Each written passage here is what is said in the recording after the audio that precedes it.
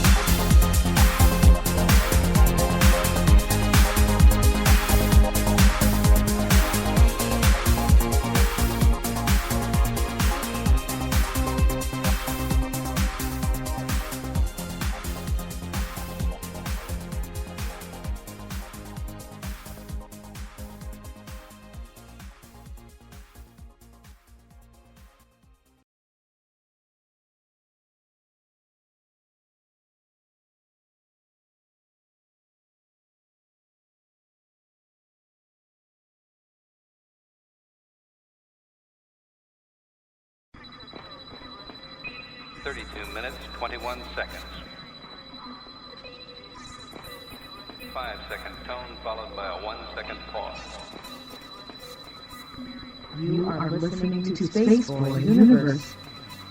Okay, gang, let's go.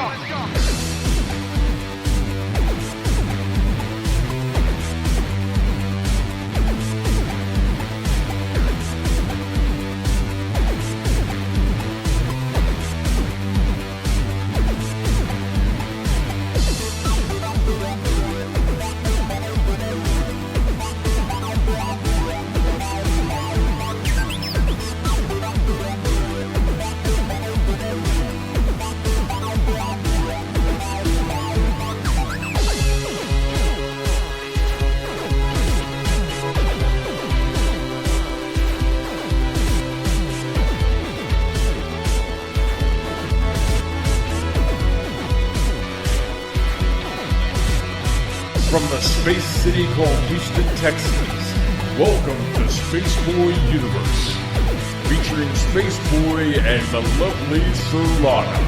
So strap in and prepare for launch sequence.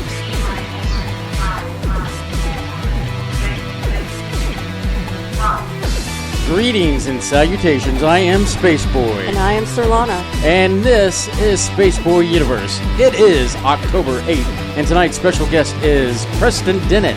And if the Space Cadets are nice, we might take their calls. As always, follow us on Twitter at the SBU Universe. You can also follow Surlana at Surlana. You can follow me, your lovable Spaceboy, at Spaceboy Music. Remember to hashtag your tweets with hashtag SB Universe and hashtag Space Cadets. Hey, speaking of Space Cadets, you know, if you want to hang out with them, you can go to spaceboyuniverse.com and click the dancing chat bubble in the player. That'll get you in with all the cool kids. And in addition to Twitter, you can find us on Facebook, Tumblr, SoundCloud, iTunes, and YouTube. Just search for Spaceboy Universe. Speaking of YouTube, you know, you can find more than the Spaceboy Universe archive of shows. There is video content from Spaceboy Music, video interviews, 2-Bit Gamers, and so much more. And if you can't catch our show live, that's no problem. Take the universe with you on the go via Spreaker, SoundCloud, and iTunes. Because we love to broadcast. And on that note, how are you, Surlana? I am a pitiful excuse for a human being. What's going on? There was a fire drill yesterday at work. I knew about it. We all knew about it because we got a week's worth of warning emails. There's going to be a fire drill. It's going to be a fire drill. Forgot about it anyway. Fire drill happens, and it goes off, and they say, you had better get on those stairs. Don't you dare come down the elevators.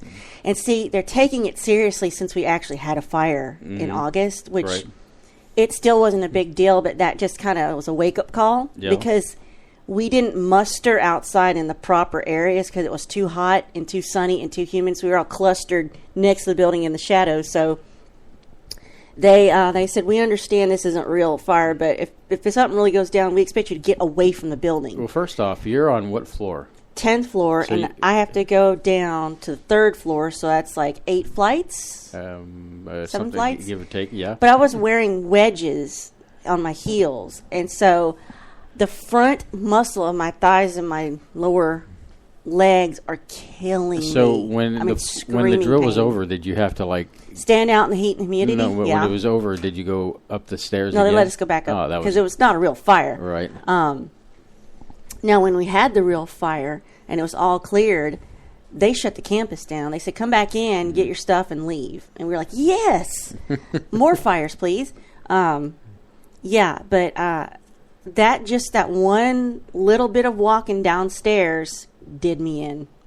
Wow. I guess you had to. You were sitting down earlier. Sad, isn't it? Sitting down in your recliner earlier, and the only way you could get up was to kind of rock it back and forth to give you the momentum to just I was trying to I was trying to brace myself for the pain that was about to.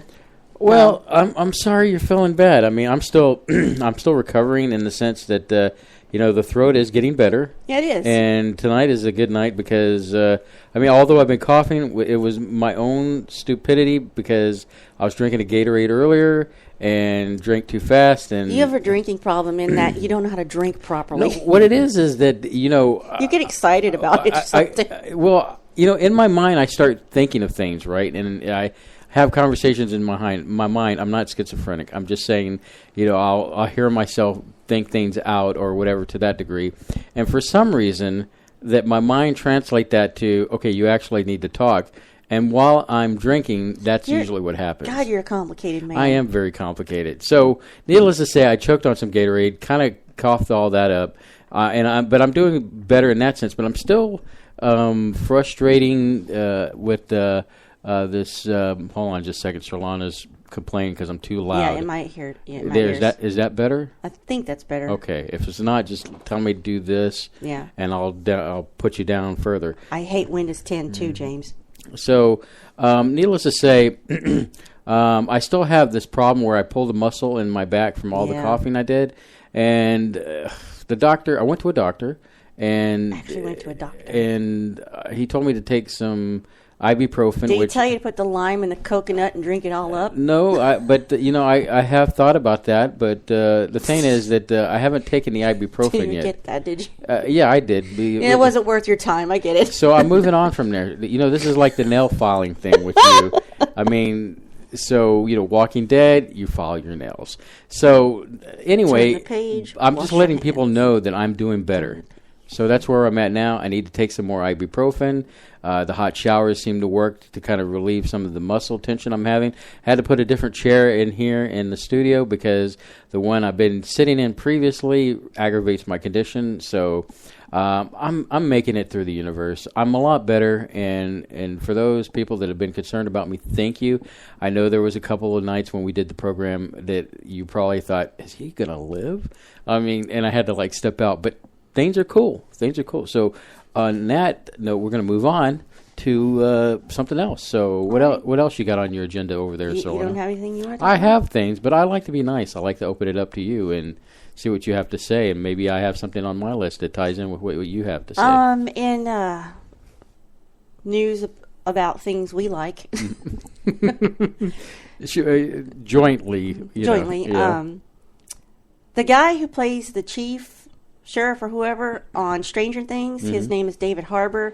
He was recently at a New York Comic-Con teasing about season 2 of Stranger Things on Netflix. He's saying it's going to be even more insane, and I don't know how you can take it up a notch from the weirdness that it already has been. Now, you were mentioning from that conversation we had earlier that something about James Cameron-ish bringing Well, they're that in. talking about the influences. They've already begun filming it. And the reason I bring that up is because, in Stranger Things, the first series, there was this alien connection. And the alien connection was, I would have to say, it was similar to Alien, the movie. But if we're bringing James Cameron in and we're talking about early 80s, we're dealing with aliens. We're dealing with the Terminator. There's another show, I can't think of what it was called. It was there's a James Cameron connection to it, but it's a space movie. But yeah, so there's going to be a lot of exciting there. What they're talking about is they're kind of hinting that there's a James Cameron influence in season 2. It means could be more spectacular visual effects, more action sequences. As long as it isn't a bunch of lens flares, I'm cool with that. So. What I think they're also alluding to is, Will, the boy who went missing in season 1, and what he went through. I'm thinking that's got to have changed him forever. He's just a little boy. I mean, that's like his childhood innocence has got to be gone. As far as the wonder and innocence of the world, he can no longer see it as a naive, innocent child. He's been through too much. Well, I know at the end of that series, I mean, he was kind of going back between two worlds, and then he puked up part of the that thing, Yeah.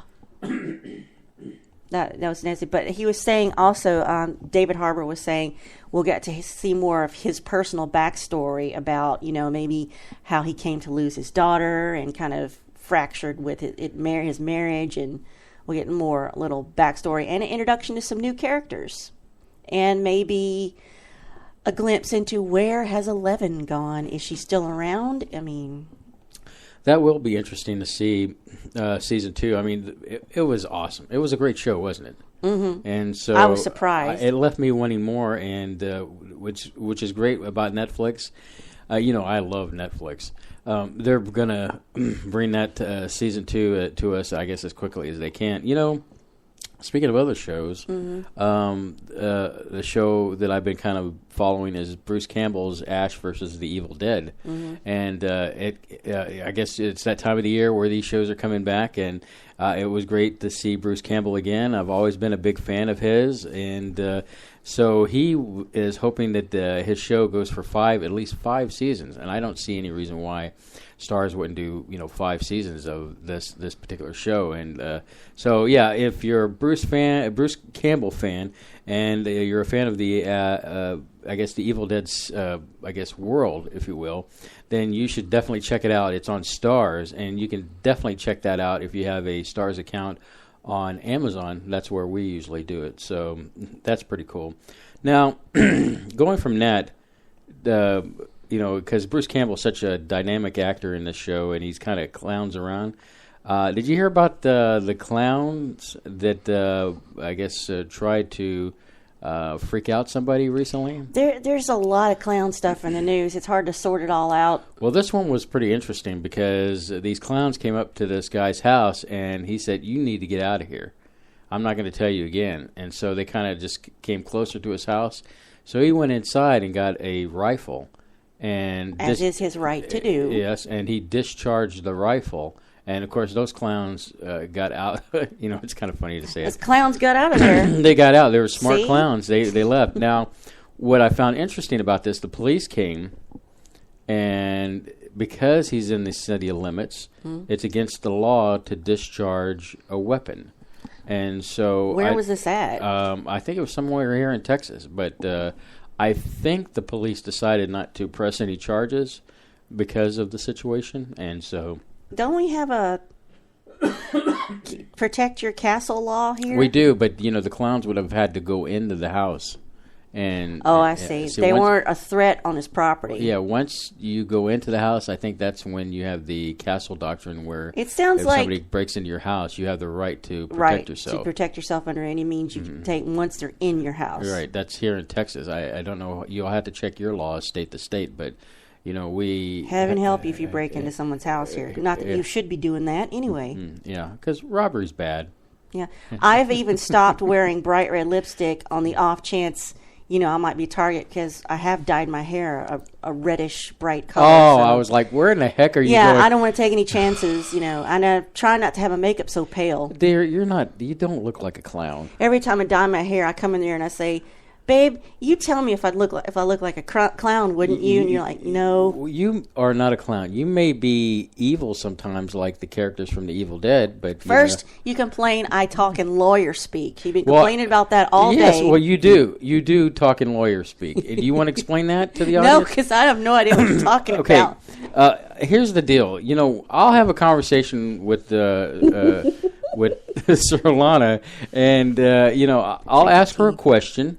And she'll answer it truthfully, but it's like, instead of giving me the direct answer, she gives me some kind of other answer. For example, I bought tea today. I bought 2 jugs of tea. And so she asked me, I guess you asked me if I got tea. I said, I didn't get 1 jug of tea.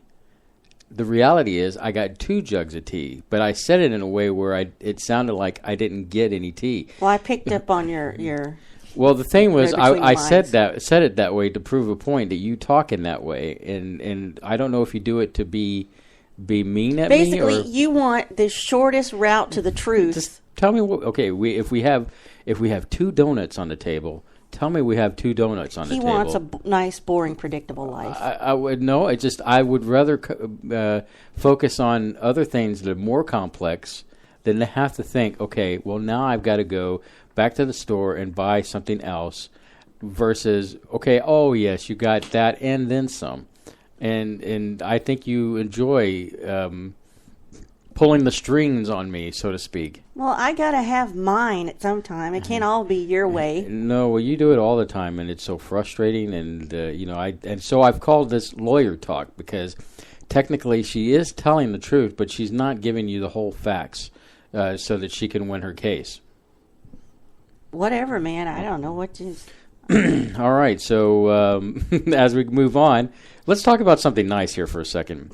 Solaris's new book is out, 1 Million Miles to Midnight. And that is so exciting because some person sitting in this room wrote a song to go along with it, and apparently it's a big hit, but I don't know who that would be. Well, apparently she loves it. And that's all that matters.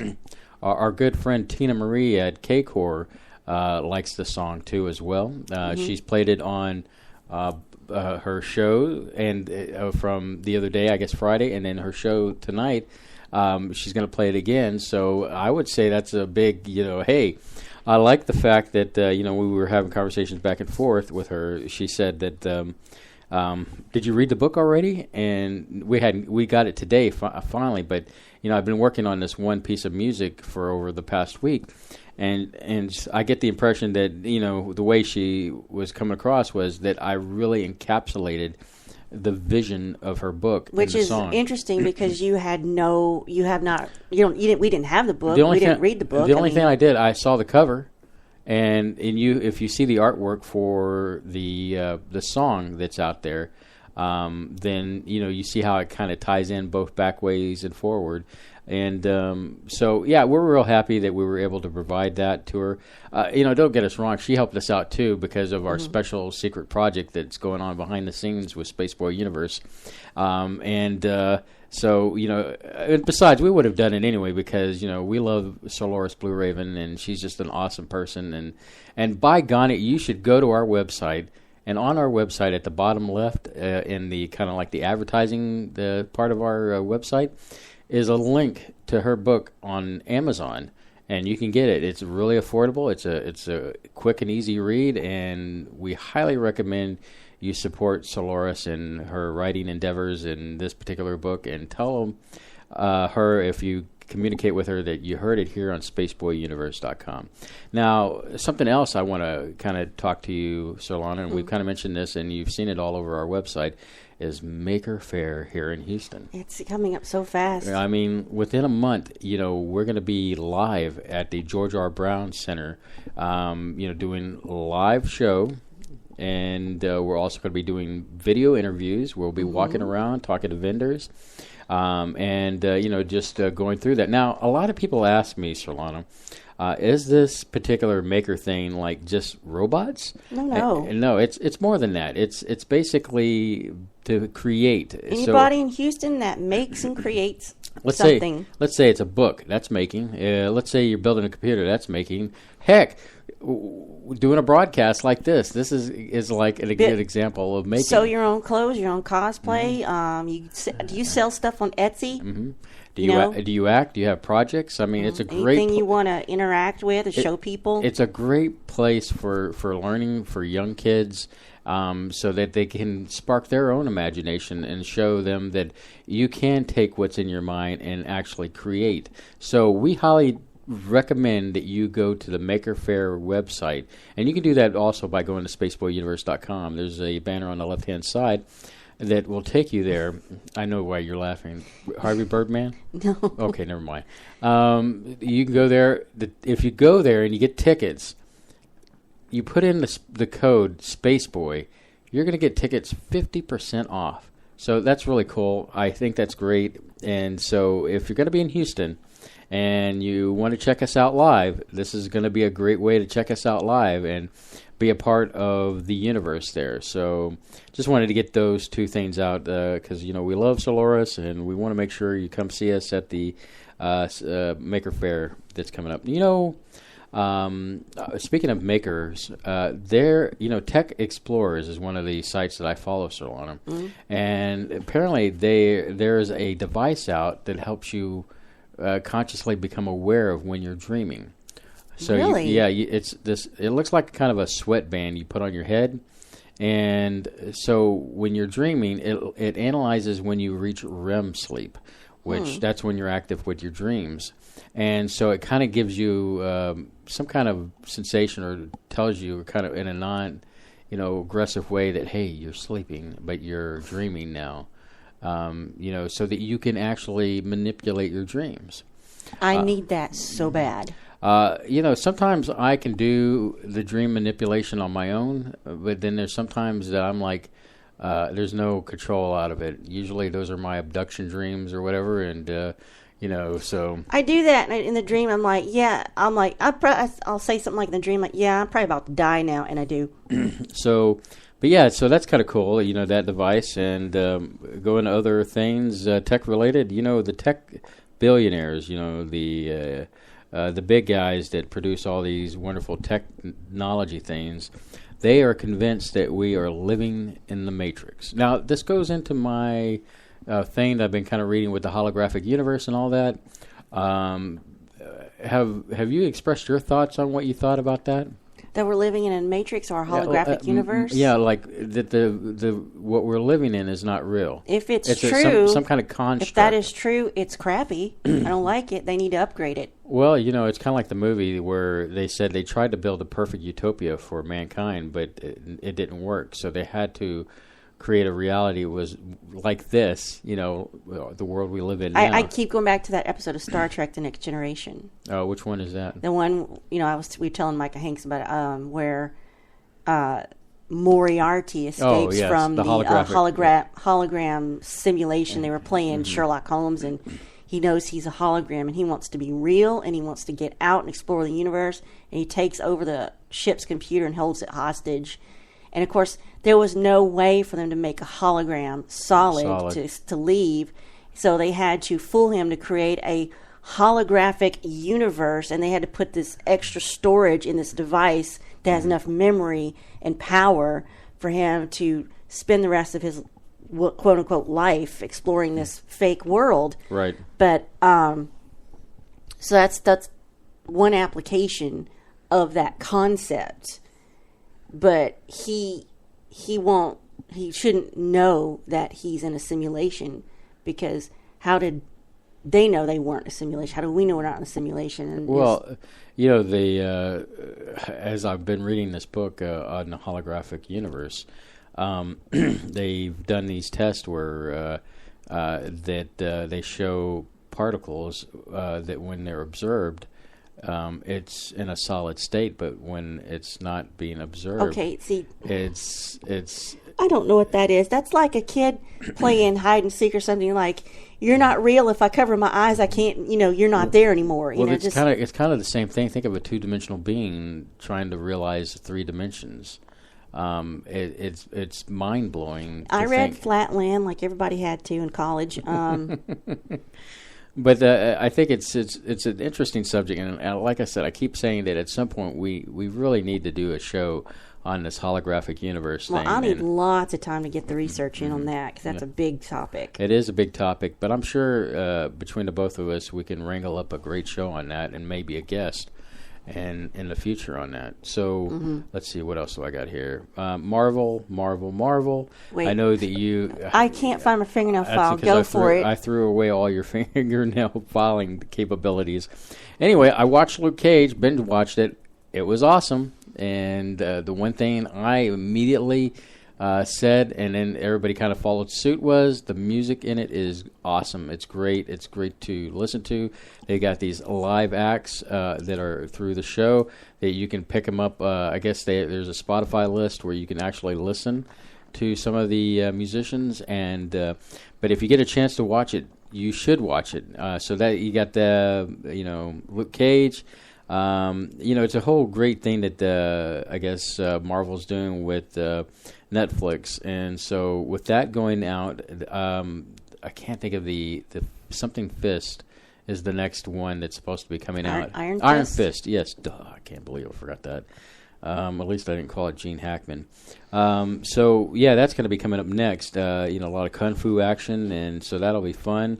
And then at some point, all of these, different superheroes that we've seen on Marvel will team up and become the Defenders, kind of like the Avengers, but the Defenders. And so, but yeah, it's definitely worth the watch. Luke Cage, it was great from beginning to end of season, and I highly recommend you check it out.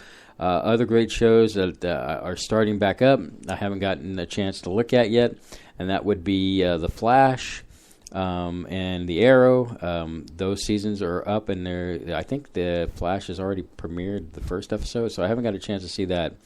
So speaking of other shows or related to shows, Monopoly has come out with a Rick and Morty Yeah, version. I'd like to see that. It looks pretty cool. It has the player pieces. It has Rick's space shuttle or spaceship thing. Oh, that's cool. It has the portal gun, and so I will have to hunt that down and check it. I know you don't like Monopoly, but No, I mean, I'd like to see it. yeah, I think you might be interested to play that.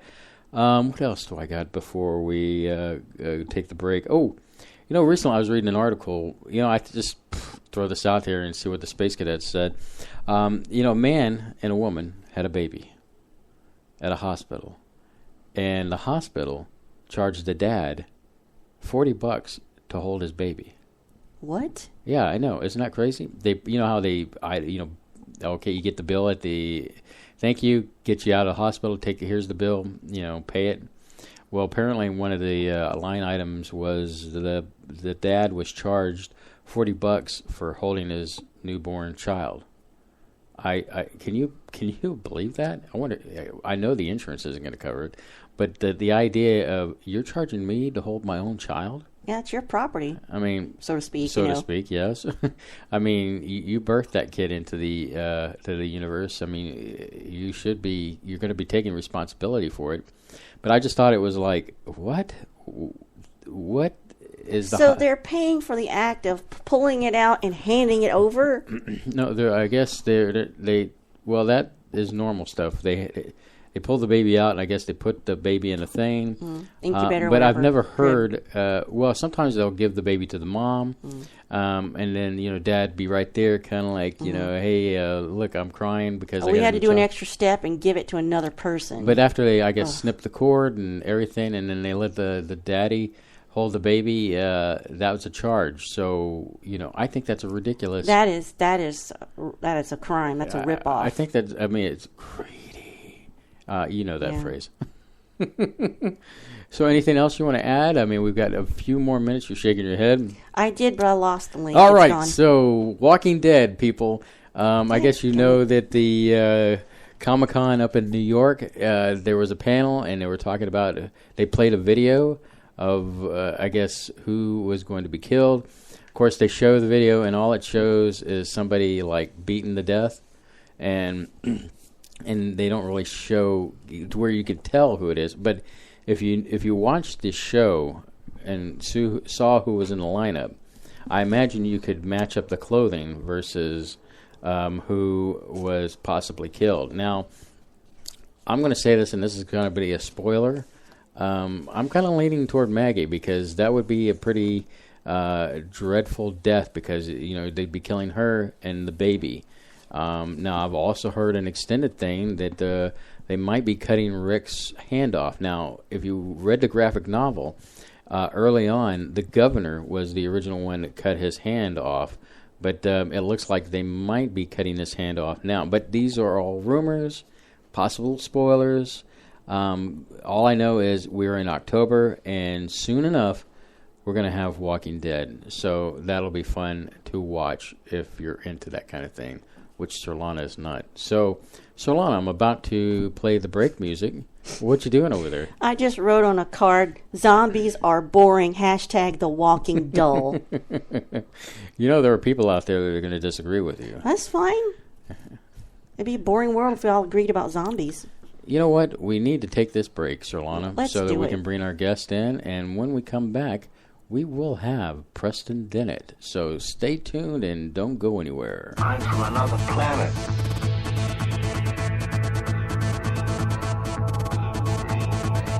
I'm from another planet.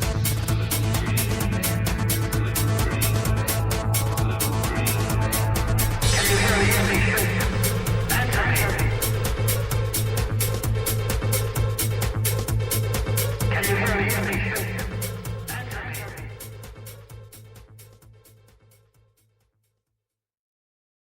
Mark your calendars. The Houston Mini Maker Faire will be at the George R. Brown Convention Center for a 2-day event on November 12th and 13th. Come join them and be a part of their growth story as they boost invention and creativity through the greater Houston area by developing a world-class exhibition. Stay tuned to the official Houston Mini Maker Faire website at www.houstonmakerfair.com to hear more insights about content, schedule, tickets, and maker exhibitor registration.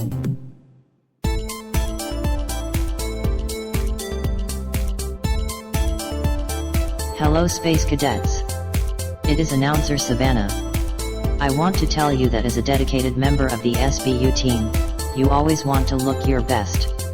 Do it in a Spaceboy Universe t-shirt. Get yours at spaceboyuniverse.com by clicking the banner on the website.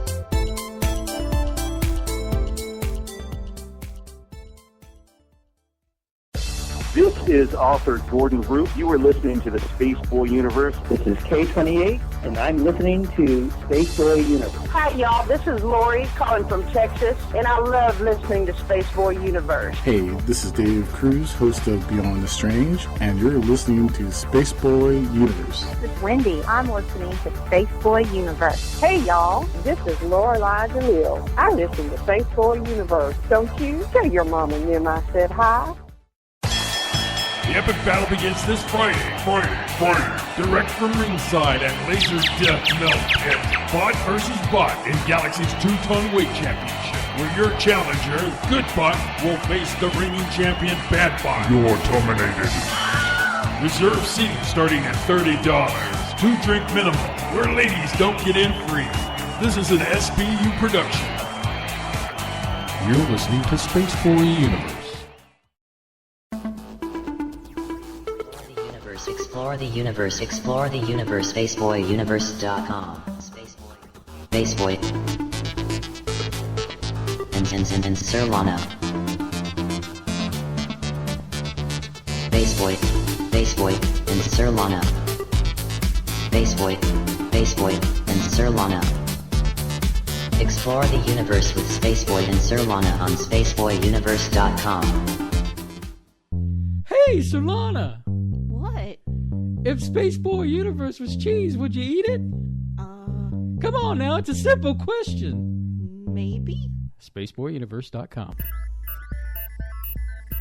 Techno, dance, atmospheric moods? Yes, my friends. My latest release, Digital, has something for everyone. Even makes a great gift for Grandma. Buy your digital download at SpaceboyMusic.com.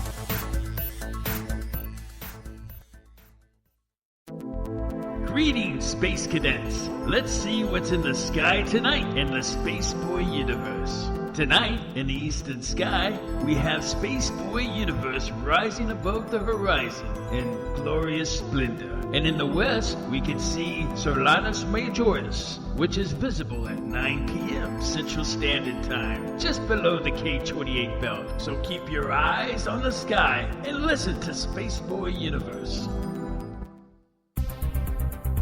Greetings everyone. You can catch Spaceboy Universe on every Saturday night at 9 o'clock p.m. Central Standard Time. However, we know that you might not be able to catch the live show. That is why we have many places to listen to it on demand, like iTunes, SoundCloud, YouTube and Spreaker. So take the universe with you wherever you go.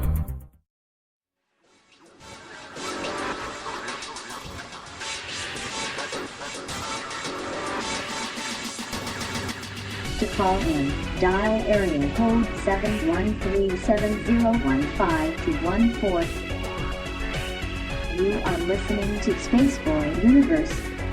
Here are your hosts, Spaceboy and Surlana. Preston Dennett began investigating UFOs and the paranormal in 1986 when he discovered that his family, friends, and coworkers were having dramatic, unexplained encounters. Since then, he has interviewed hundreds of witnesses and investigated a wide variety of paranormal phenomenon. He is a field investigator for Mutual UFO Network, a ghost hunter, a paranormal researcher, and the author of 18 books and more than 100 articles on UFOs and the paranormal. He has appeared on numerous radio and television programs. His research has been presented in the LA Times, the LA Daily News, the Dallas Morning News, and other newspapers. He has taught classes on various paranormal subjects and lectures across the United States. And he is here with us tonight. Please welcome Preston Dennett. Hey, Preston, how are you tonight?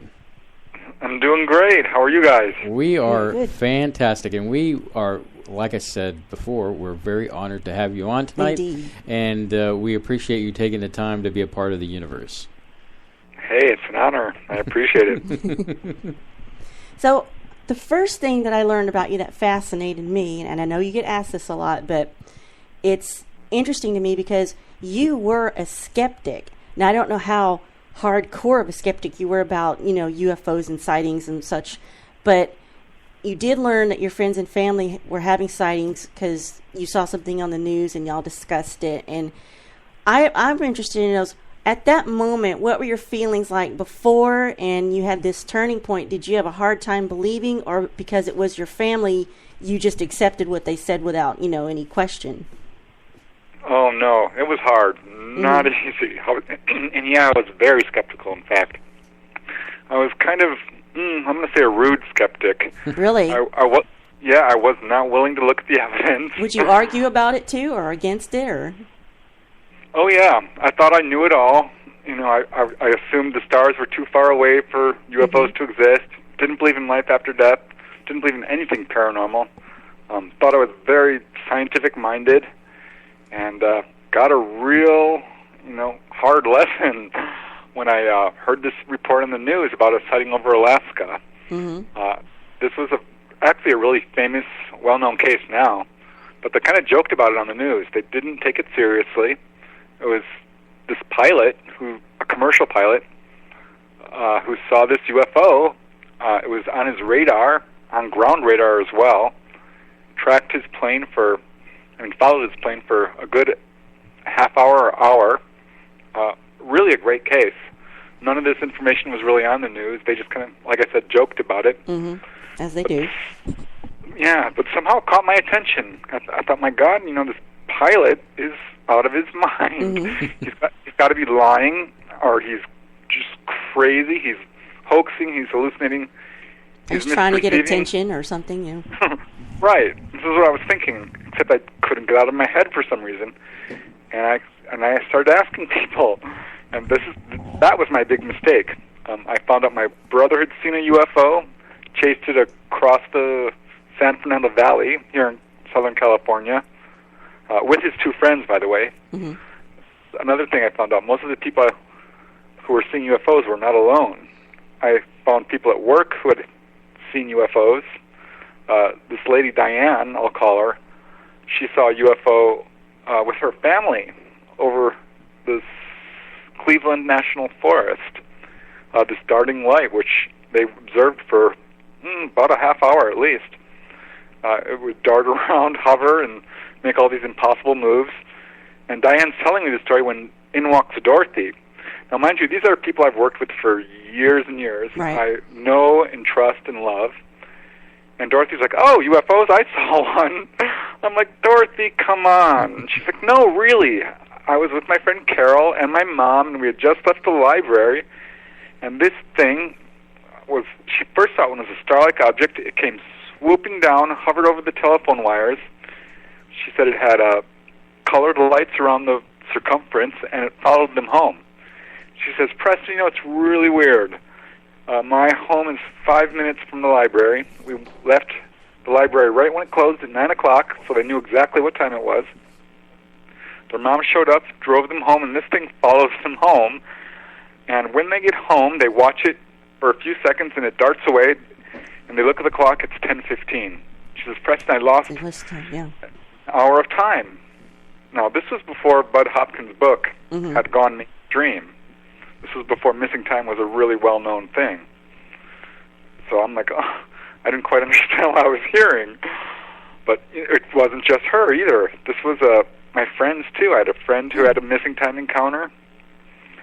Several friends who had sightings. My sister-in-law saw a UFO with her two friends over Van Nuys Air Force Reserve Base. And then later she says, I saw something else when I was walking outside her home. This was one summer in the 1970s.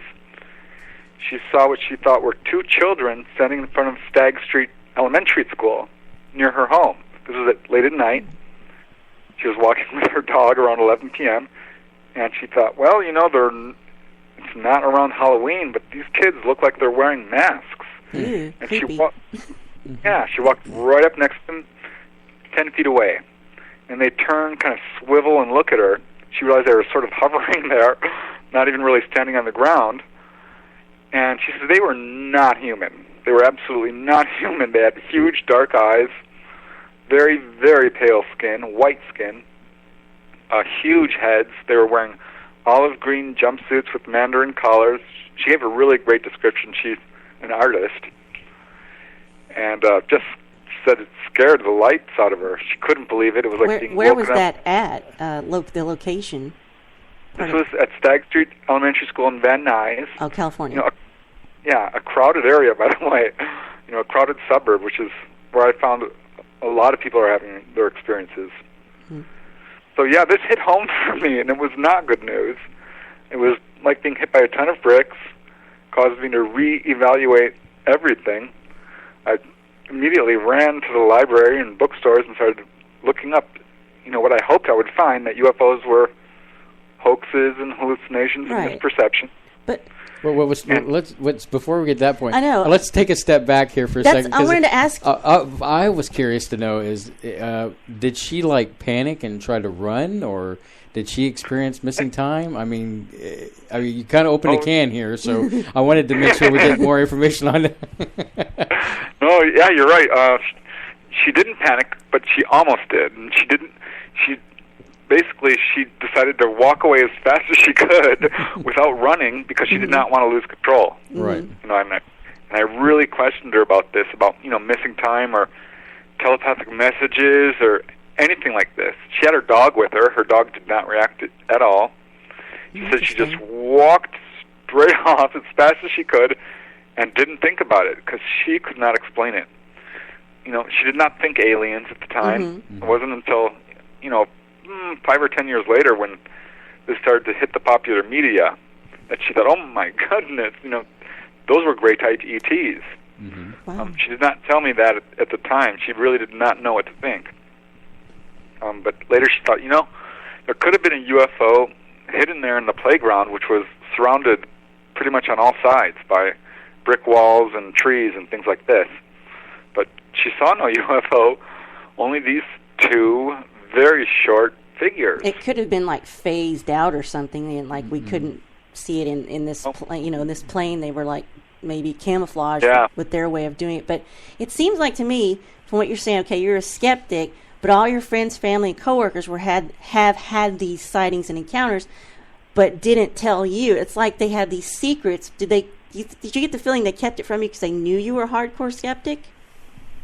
Yeah, I asked them because I was scandalized. I mean, I thought to myself, you guys are lying to me. Don't you love me? Yeah, I'm trying to imagine the how you felt when you're like, oh yeah, all this stuff happens, and they sound like they're kind of nonchalant about it by that time they get to tell you. And no, I found out they hadn't told anybody. Oh, she had not told her husband. My other sister-in-law also had encounters with ETs and had not told her husband. A lot of these people were keeping this absolutely secret from everybody. Okay. So, not just yeah, you. No, not just me. But I asked them that. I'm like, well, why didn't you tell me? And they said, well, would you have believed me? And I had to say, well, no, I wouldn't have. And honestly, I wouldn't have. I would have assumed that they were out. I don't know what I would have thought. Yeah. You probably wrote it off as some kind of easily scientific, or they're messing with you. Yeah. But so when you found all this out, because it looks like the number of people who are having these experiences was stacking up. So it's kind of like you can't really ignore all of this story. So is that what prompted you? You said you started researching and looking into it, trying to maybe even debunk it on your own. Yeah, it was very upsetting to find out that aliens were invading our planet. I'd never been taught this in school. On TV, there was maybe one program that ever covered it, In Search Of. Mm-hmm. Oh, yes, good old In Search Of. Yeah, I always refer back to that as my childhood. That's how I got interested in the topics that we cover on Miss shows like that. Yeah. Yeah, but, it really wasn't a lot of information out there. And, that's why I started reading books. And the books were very convincing that there was something going on. Not exactly what I wanted to hear. Yeah, I was like, what was the evidence that finally turned you to believe? It took a good year, I'm going to say. But when I started to hear, I read this quote from Bud Hopkins, and not Bud Hopkins, I'm sorry, J. Allen Hynek, who I'm sure have heard of. Mm-hmm. Father of modern ufology, worked with Blue Book, and wrote some of the first scientific books about UFOs. Yes. And I heard a quote that he said 1 in 40 people had an onboard experience. And I thought, okay, no. There's just no way I know 40 people, and I don't know anyone who's been abducted. But it turned out I did. And this is what started me really asking people earnestly, have you seen a UFO? And I didn't have to ask 40 people. I found 5, 10 people within my circle of family, friends, and coworkers, people I know and trust, and they had this type of experience. So that kind of really tipped the scales for me. That's when I started joining UFO groups, subscribing to magazines. I started doing formal interviews, recording them, going to landing spots and sighting locations, and trying to see these objects for myself. That's what I was about to say. Really, on the flip side, once you did the research and saw some mounting evidence, were you now then kind of chuffed because, geez, everyone and my brother has had experience except me? Or you like, well, where's my experience? Basically, you I guess your thirst for the knowledge. Yeah, did it go the other way, Yeah, did you do the 180? Yeah, to a certain extent.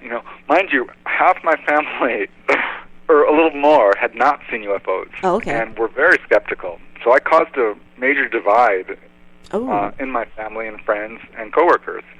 And not, vicious arguments or anything, but my dad never believed. My oldest brother never believed. My other, I have a large family, 5 brothers and sisters. My sisters believed. One of my brothers believed because he saw one. What I found is people who had had a paranormal experience or exposure to this phenomenon early on believed it, and those who didn't.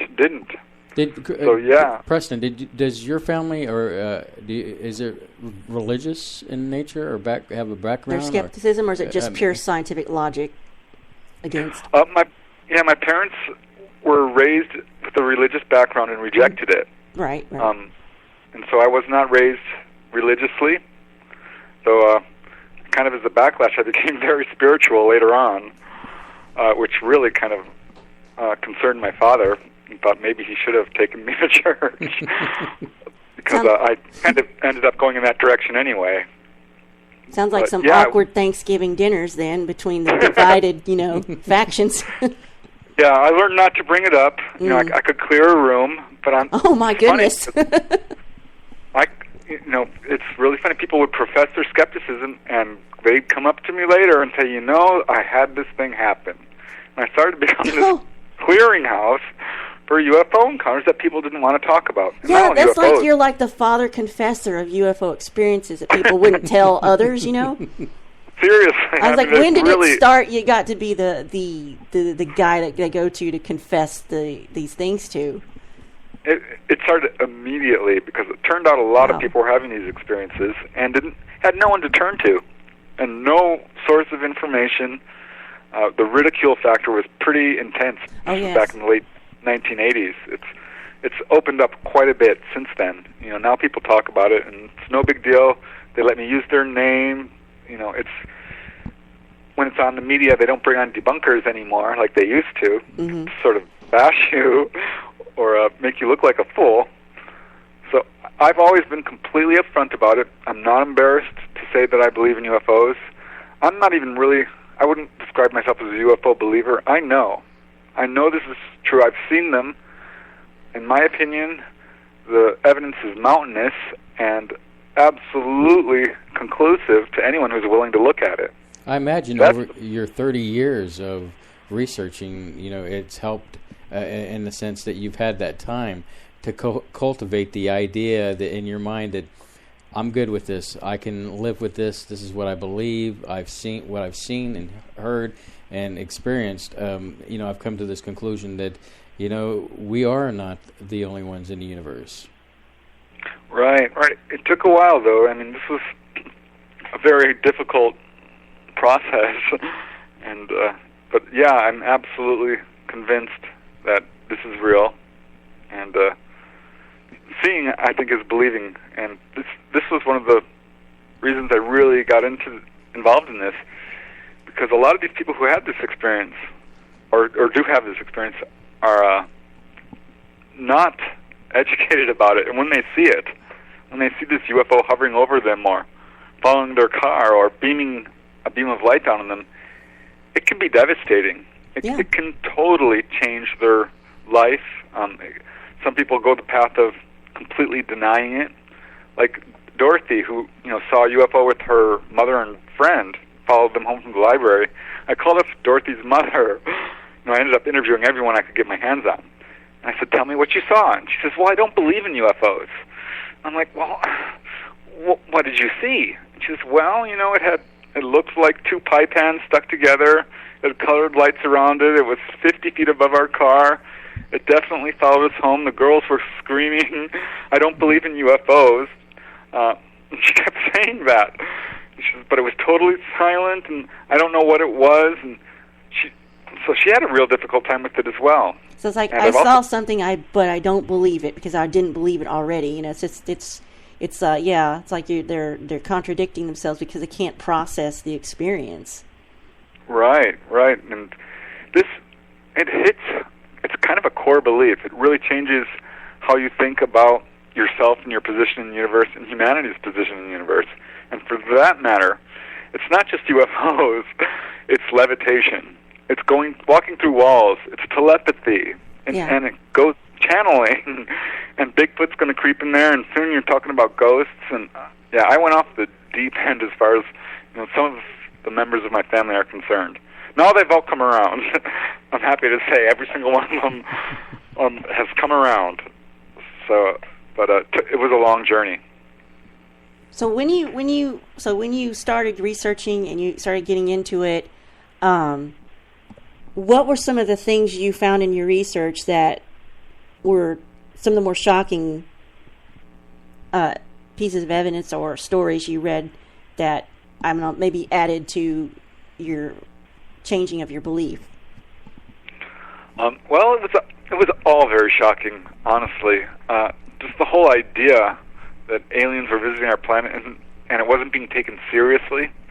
I think the real shocking thing was the government cover-up. Mm-hmm. And I'll call it, quote, government. It's really, quasi-military corporations.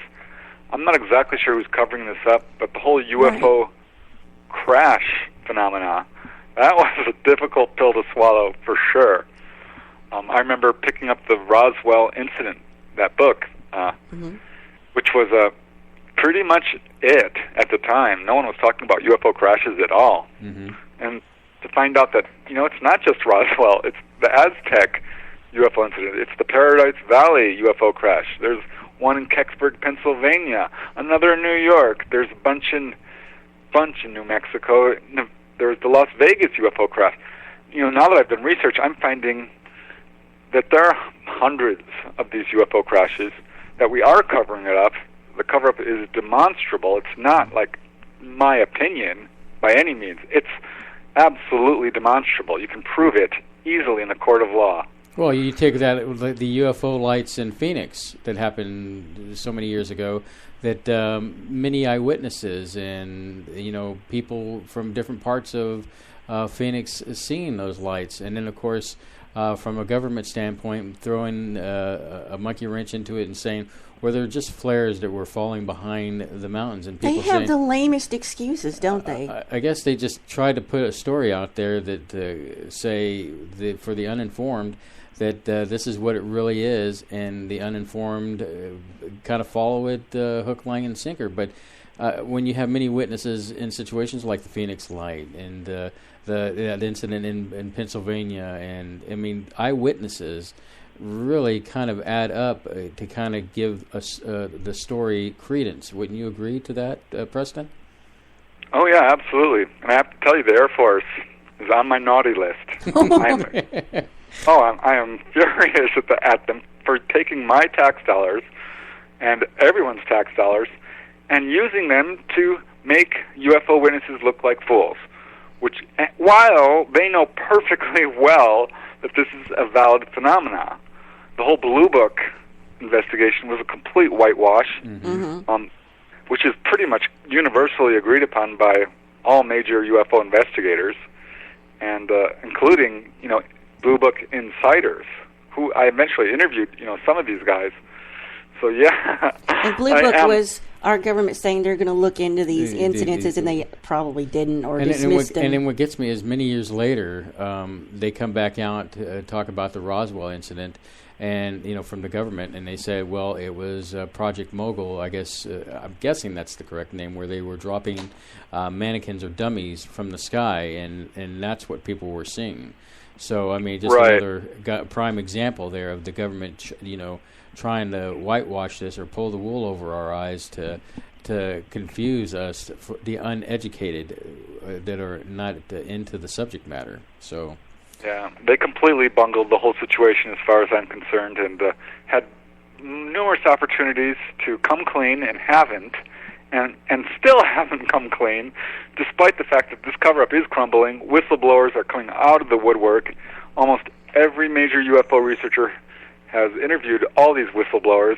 I'm contacted pretty much regularly by people in high levels of government or the military, sometimes on their deathbed, saying that they want to come clean. So there is a movement. It's trending towards disclosure. The cat's out of the bag. The toothpaste is out of the tube. You can't put it back in. So we're looking at a different world now. I think that the people who are doing this cover-up must be in a panic situation, because it's coming out whether they want it to or not. It's a very mercurial and delicate situation right now, because it's all coming out. Yeah, I can imagine that. It's one thing if the typical, jokey thing where it was Billy Bob saw a UFO, and while he was drinking with his buddies out in the woods and shooting stuff up, but when you get credible witnesses like the military that actually say, "Hey, look, I've been a part of this project. This is what I've seen," and then you get public officials coming in and saying, "Yes, this is true. We've been doing this and we've seen that," and even Nick Pope, coming forward, saying that he was, what he witnessed for his documentation and things. It's got to make you go, okay, I was a skeptic at first, but here's some credible people coming forward. I think the normal thing that I get when I initially see people coming forward like that is, what's their angle? What are they going to profit on that? But in a lot of these situations, you don't see most of these people. They're not trying to profit from it. They're just, honestly trying to come forward and saying, this is what's going on. Right. Well, I never got involved in this for the money at all, and have not really made a whole lot of money at this, to be honest. It's the books that I publish kind of pay for my habit, if you will. Yeah, it's a subject I take extremely seriously. I think it has the potential to change the world. I think if this technology that we have, the crashed UFOs, the electromagnetic engines that they run on, that's basically free energy, this could solve the world's problems. Well, some of them, certainly. The economic crisis, the energy crisis, and the environmental crisis would all be handled much more easily if we would just let this technology out and start speaking the truth about what's going on. And that's what's going to happen. I'm fully convinced. That's what I think the ETs themselves are pushing, a disclosure agenda, as evidenced by the Phoenix Lights, by Gulf Breeze and Hudson Valley and the Topanga Canyon UFO wave and the Belgian wave in Witzville, Virginia. I can go on. We'll get into some of that Yeah, in a minute. in fact, we're going to take our top of the hour break, Preston. So if you got a beverage there, go ahead and sip it. And you're listening to Spaceboy Universe with Spaceboy and Surlana. And our special guest tonight is Preston Dennett. So don't touch that dial.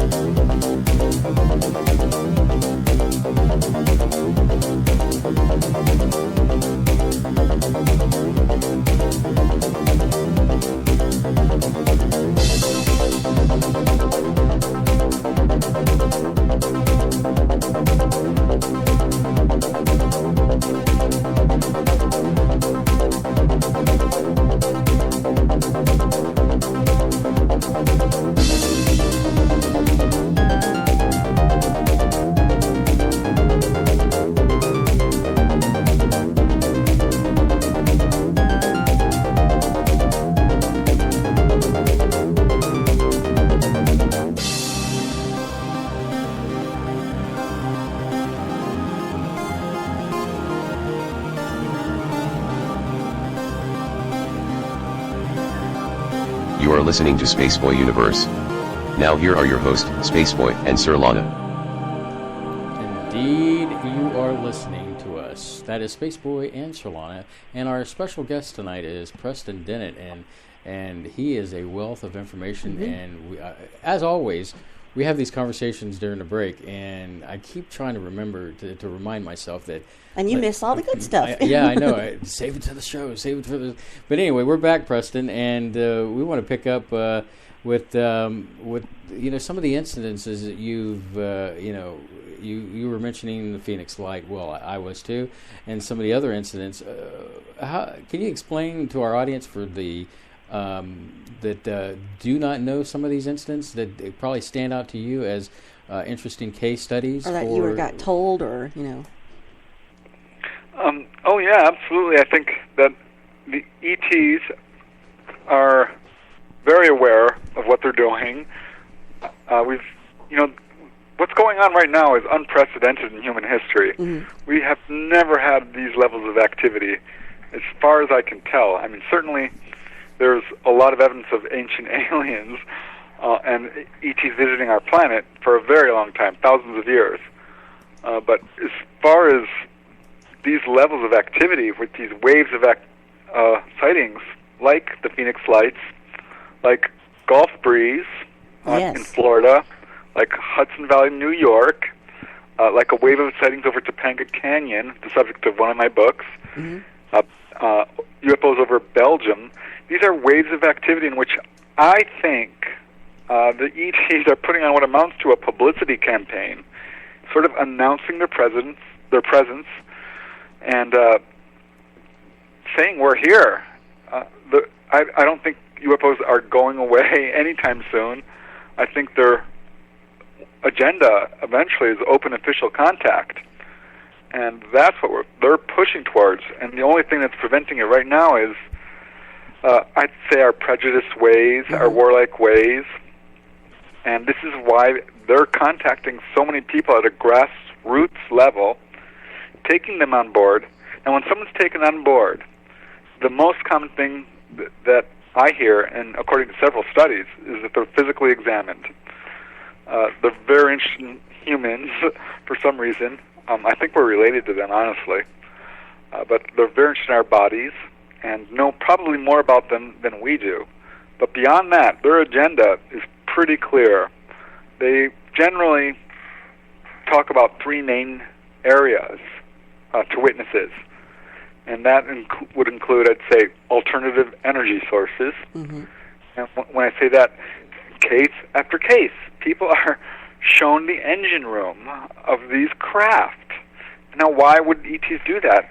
Well, they explain why. They say, why are you using fossil fuels?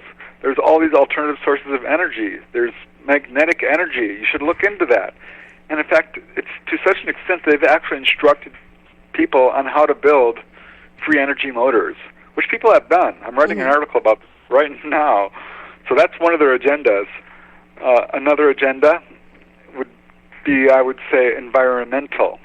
And this has been an agenda they've been pushing since the modern age of UFOs began in 1947.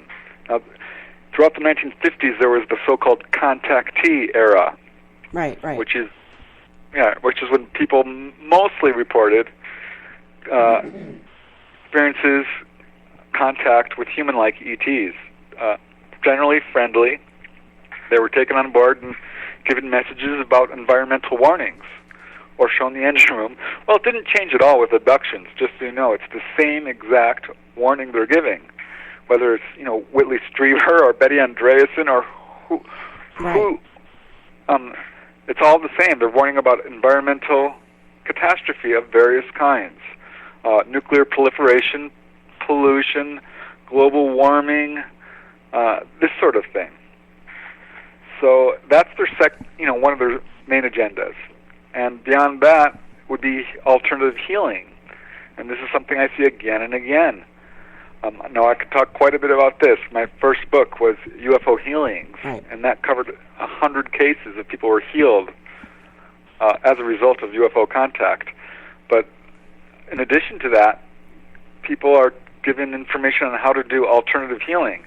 I've got case after case of people I've interviewed who come away from their encounters as doing hands-on healing of some kind, Reiki or hands-on healing, or they become environmentalists, channelers, psychics. They become very spiritual. So that is definitely a trend I'm seeing as a result of people who have contacts. So that's what I think the main alien agenda is in those trying to three help main areas. Or warn us. Right. I mean, not to say that abductions aren't the scariest thing that could ever happen to a person. Yeah. And I totally sympathize. And people have had their health harmed, their families. People have a very difficult time with relationships who deal with this. So it's not all roses and puppies by any means. It's a difficult life path for people who have this going on. But I don't think aliens are coming from light years away or other dimensions or the future or where have you just to hurt people. that's not their agenda. In fact, this is something I always ask witnesses, people particularly who have had on-board or face-to-face contact. Do you think the ETs are evil? Would you stop your encounters if you could? The majority say, no, I don't think they're evil, and no, I wouldn't stop my encounters if I could. In fact, a lot of people feel like they've been completely transformed and woken up out of a almost robotic sleeping state from, as a result of their encounters. That sounds like waking up in the Matrix, where now you're aware of the environment, And what I found is that, it's scary. In some cases are nicer than others, but overall, the ET behavior falls into the same umbrella as human behavior and is actually skewed significantly towards more positive behaviors, in the fact, as evidenced by there's almost no cases of what I would call sadistic behavior on part of the ETs, where they hurt people for fun or their own entertainment. I was going to say real quick, Preston, is the impression I get, because you were talking about the wanting to give knowledge, concern about the environment, and the alternative healing. That's all great. We hear a lot of that, and the energy. But there are a lot of people that I've read. They, I guess, tying in with what you were just saying, are abducted and medical procedures done on them, and they are totally like, I feel violated in that sense. Right. And it's not nice, is it? I mean, that's a crime. I would be terrified out of my mind if these guys appeared in my bedroom or hovered over my car and sucked me up, and next thing I know, I'm naked on a table. No, I don't like needles. But here's the thing: I don't think they're intending to hurt people. What I'm finding is that they're a little baffled by our extreme emotional reaction, and not only baffled, very interested in it. And they're now like studying emotions and doing all kinds of emotional testing even. And the worst I found, real quick, is that they treat people like lab rats. There's not a whole lot of compassion sometimes. My guess is that these are not your friendly neighborhood aliens next door. These are the military officers. These are the doctors. These are the people who have a job to do to save their race. And they don't have time to socialize. They have to get these genetic material before they go sterile. And I think that's what I was getting at, was the emotional state of the aliens. It's kind of like you're dealing with detached. They're detached, but in reality, I could say that we're dealing with an alien species that don't have the emotional state of humans. That it's kind of like, I hate to bring in Star Trek into this thing, but everything for us goes back to Star Trek. It all goes back to Star Trek. You have the Earthlings, right? And first contact, with Terrans. the Vulcans, the Terrans. We're the Terrans, and we're like this free spirit, rock and roll. We just want to just have fun, and the Vulcans come along and they're like, they don't want us going out into the universe like the knuckle dragon primates. They view us, and they're like, we're going to guide you into this universe out here of all these worlds and species. And in Enterprise we find out that we kind of resent the Vulcans for that, because they won't let us just go out there and explore. They're like, no, you need guidance. And sure enough, we did, because we went out there and caused some trouble. So with that Star Trek reference, we get that same feeling from the Greys, kind of detached, kind of like you're like an ant to us, because we're more evolved. We're more evolved in that kind of thing. So right. Yeah. So there you go. We hand it back to you, sir. Sorry. Yeah, it's a very curious situation. It's hard to say what's going on. There is definitely that sort of arrogance almost. But on the same hand, or on the other hand, rather, they're very interested in us, and they seem to be obsessed with us, and to the point where we're related to them in some way. There's no doubt in my mind. And going back to Star Trek, this this is what kind of kept me out of the whole UFO field. I'm like, honestly, really, aliens with eyes and nose and mouth and, you know, arms and legs and fingers. Humanoids, yes. You know, be original at least. You know, give me some tentacles. Give me something. Because this is just obviously science fiction. Well, the books have that, what you're talking about, but due to budget and makeup and restraints, that's probably why they never came up.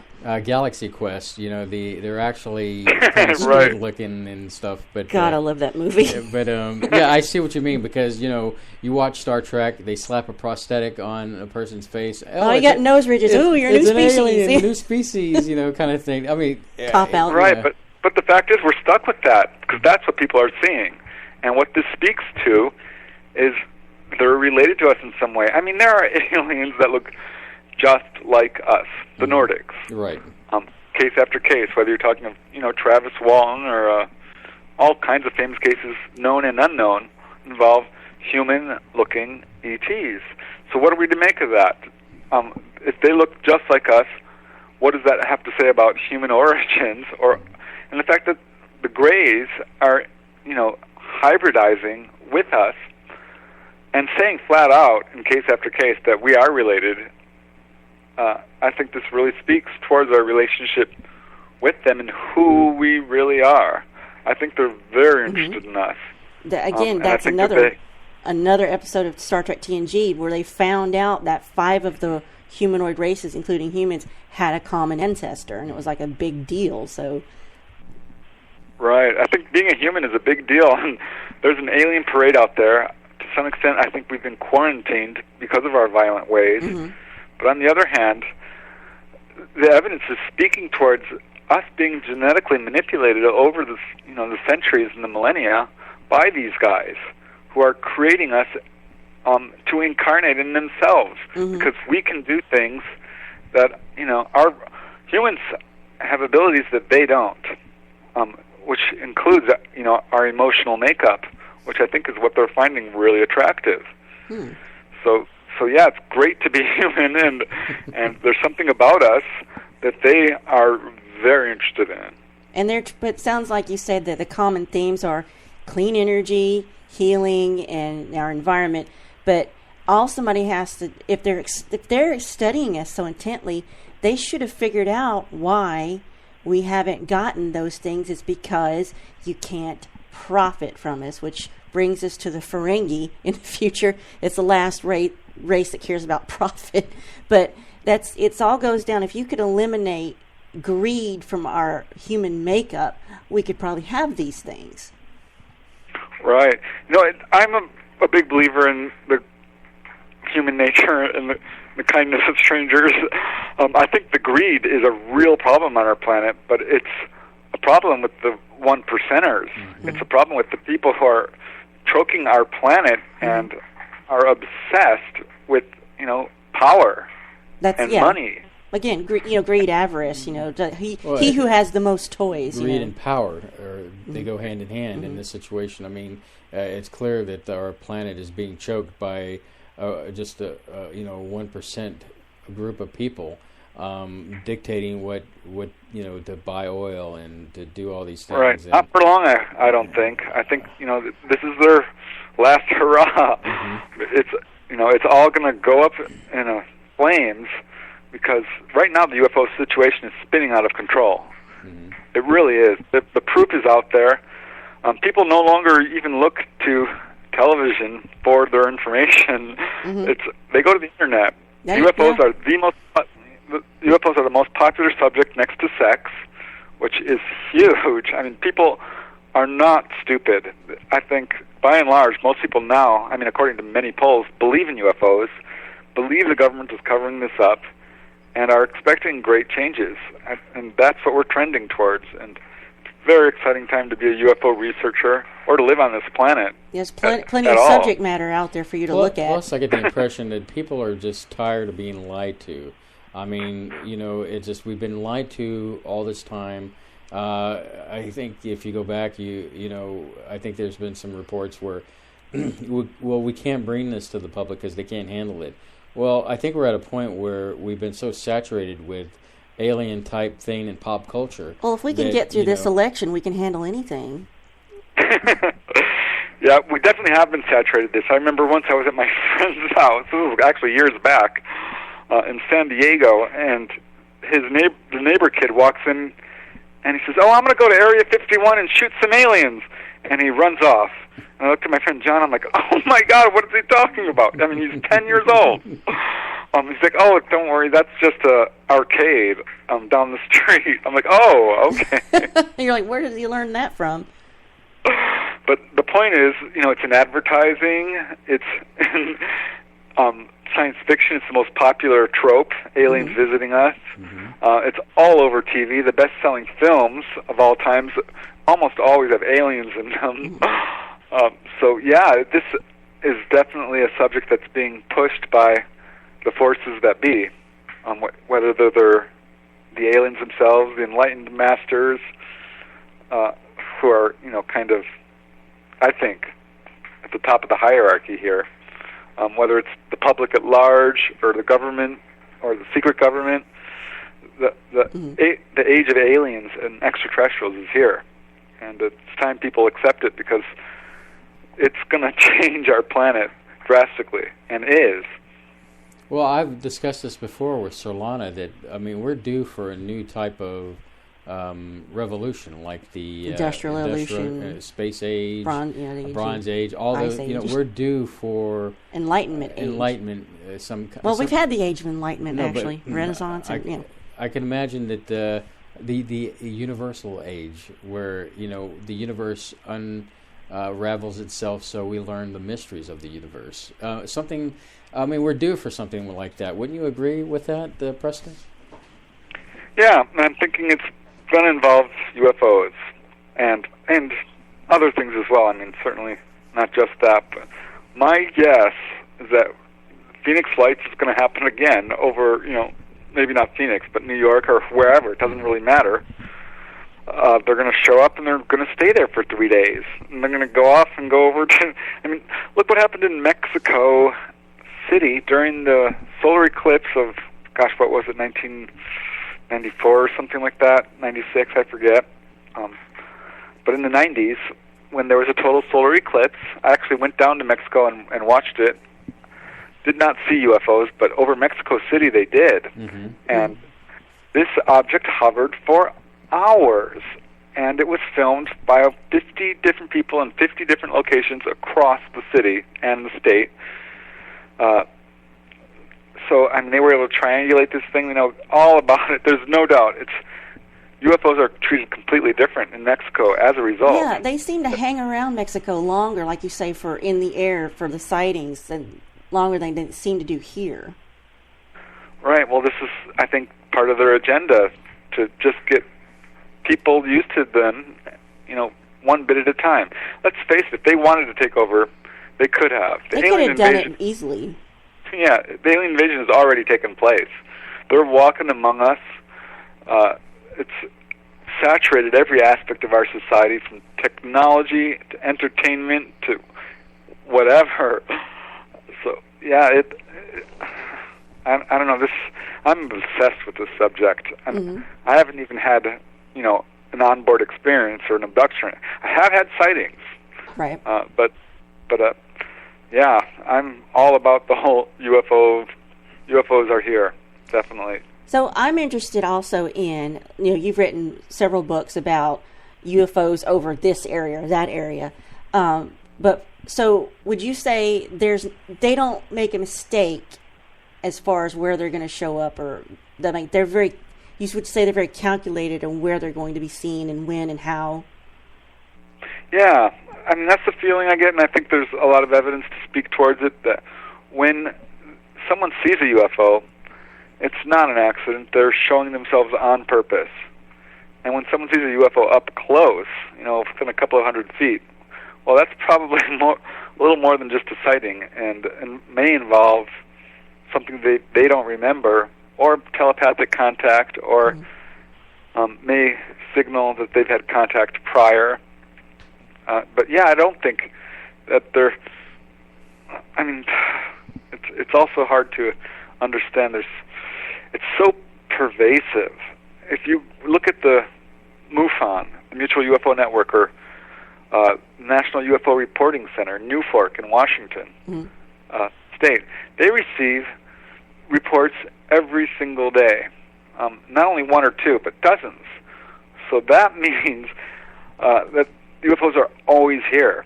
And when you take into account the fact that most people don't even report their sightings, and this is a question I always ask. I'm like, did you call the police? No. Did you call a UFO group? No. Did you tell anybody? No. And 1 out of 100 people, maybe, probably a little less, report their sightings. So when I say, 20 people report their sightings to Newport, well, you know what? It's 200. It's 2,000 people who had a sighting that night. So every day, thousands of people are seeing this stuff. Mm-hmm. At any given moment, there's an encounter happening right now. So, I mean, what does that say? I mean, there is a huge cover-up.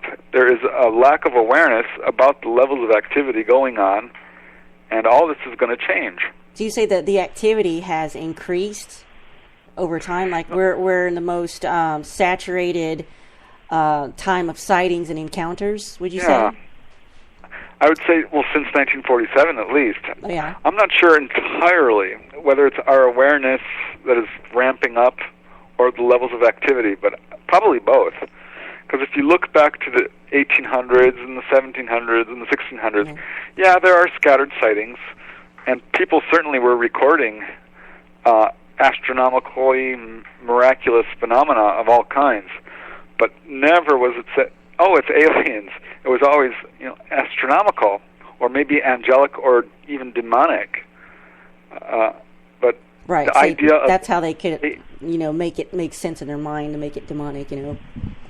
Exactly. The idea of aliens wasn't popularized until well into the 20th century. Honestly, I mean, even when the great airship wave of the 1890s. Oh yeah. As you remember, with large blimp-like objects, mostly, but some much more modern-looking ones as well. People did not say, these are aliens. They thought, oh, my gosh, it's someone from Cuba, or, from France, or some foreign country was the most popular explanation. And now it's ETs. And I think that's, I'm a big believer that these are ETs we're dealing with. I know if you talk to Jacques Vallée or John Keel or some other people, that there are alternative explanations, that maybe this is some paranormal phenomena that wears different masks depending on the culture or the time, or that they're demonic or angelic even. And certainly I've talked to very religious people who do believe that their experiences have to do with angels. But I always come back to the fact that theory after theory that revolve around us as an anthropocentric theory fall apart. And the theories that ring true are the ones that where we're not the center of the universe. And it doesn't revolve around us. And the fact is, if they're not aliens, then what does that make us? I mean, we cannot be the only beings in the entire universe. That doesn't make sense. So I'm a big believer that what we're dealing with is biological ETs from other planets. Whether they can time travel or not, or come from travel through other dimensions, that's an open question. I think that's probably true to some extent, because I've certainly run into some really bizarre time travel type cases, and cases where UFOs can travel interdimensionally.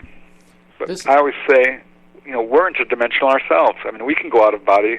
We have souls. We're studying, in quantum physics, all about alternate dimensions already. So, I think the ETs are very much like us, but different. Well, on that note, let's pick this up because we're at the bottom of the hour, so we're going to take another break here. And you're listening to SpaceboyUniverse.com, and our special guest tonight is Preston Dennett, so don't go anywhere. In fact, get your beverage on, and we'll be back very shortly.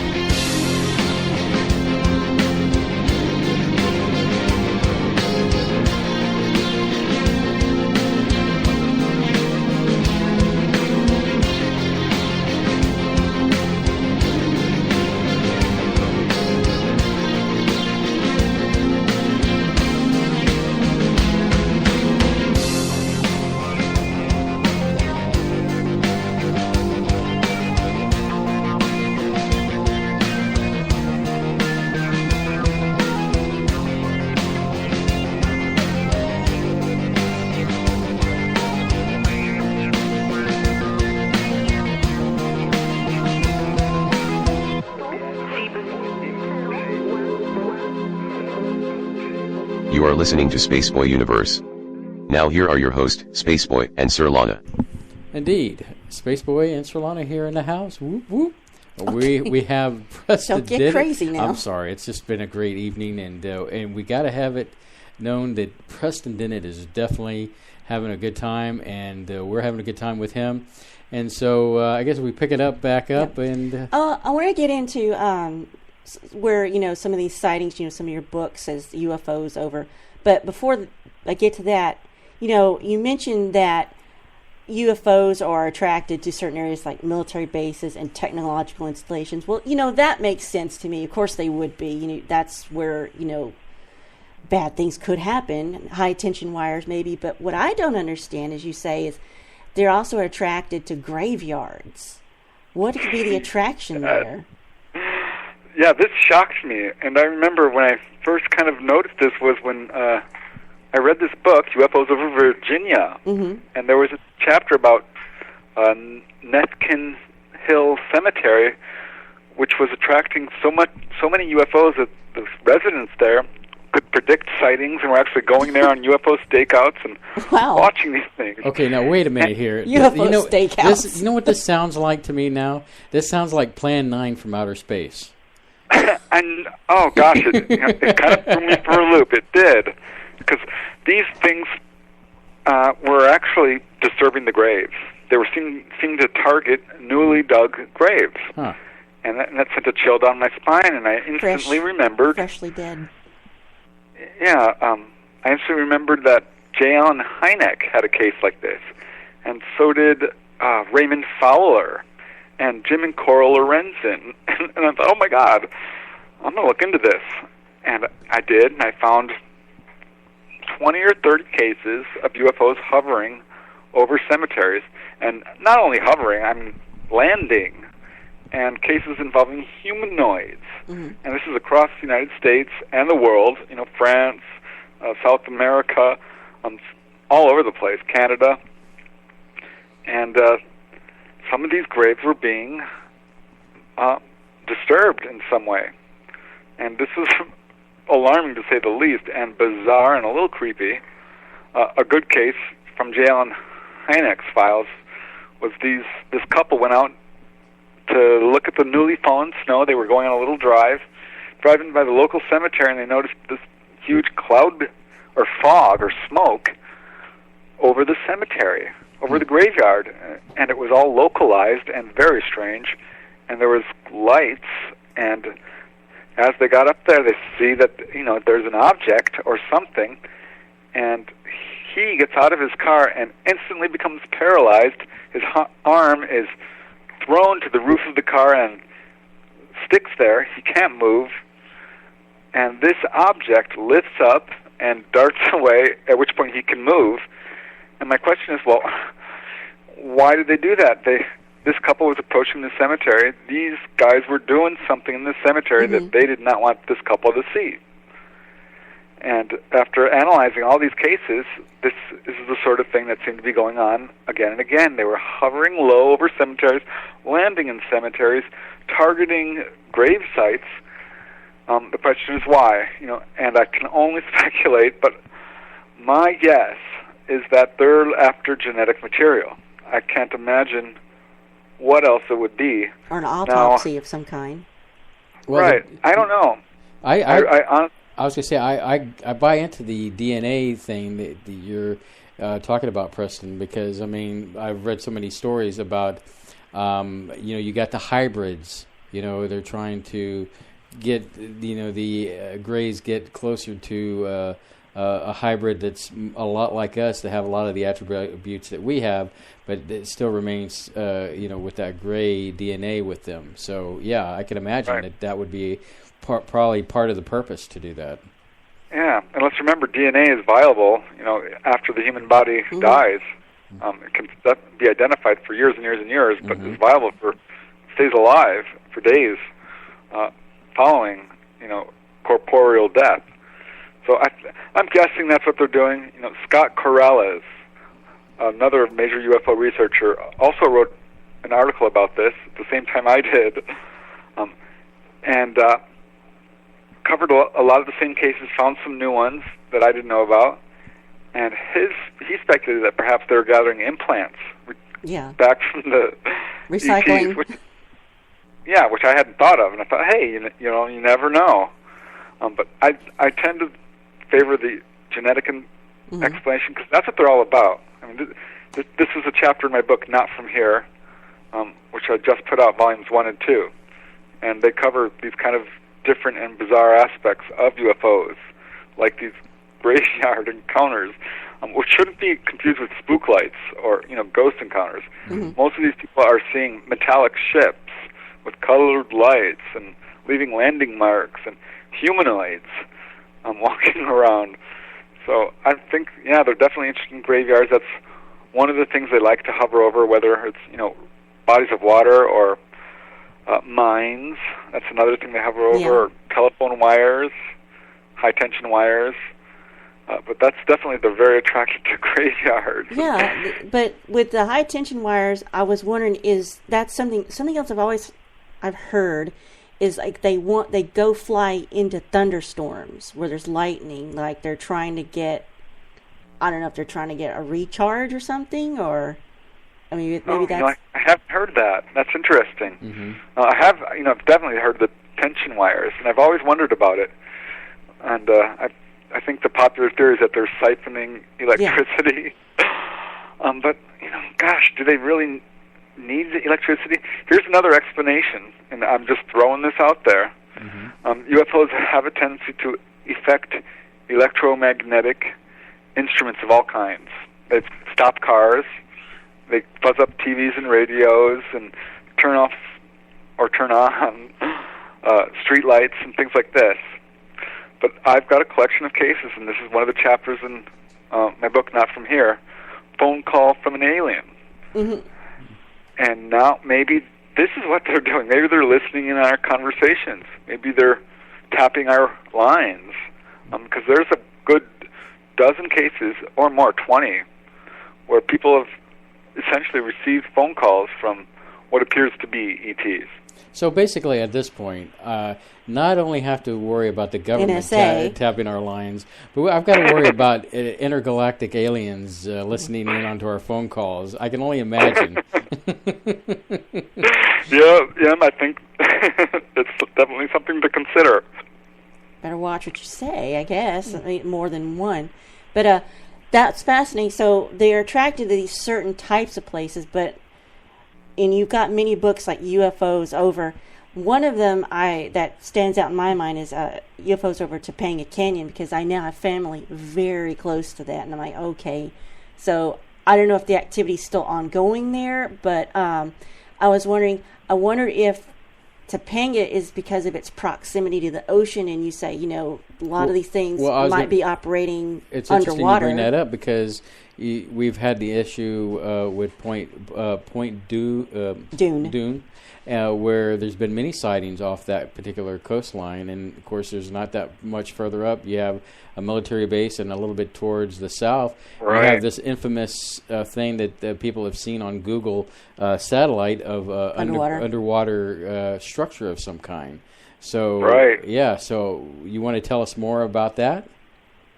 Yeah, something's going on there for sure. I grew up in Topanga Canyon for the most part. I mean, I moved there when I was 9 years old in the early 1970s, and lived there, until I was an adult, and never saw anything. And neither really did most of my family.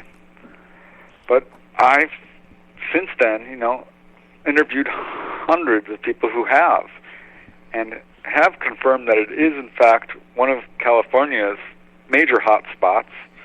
I've got the full range of encounters recorded in this one area, the Santa Monica Mountain Range, which runs, all along the coast there.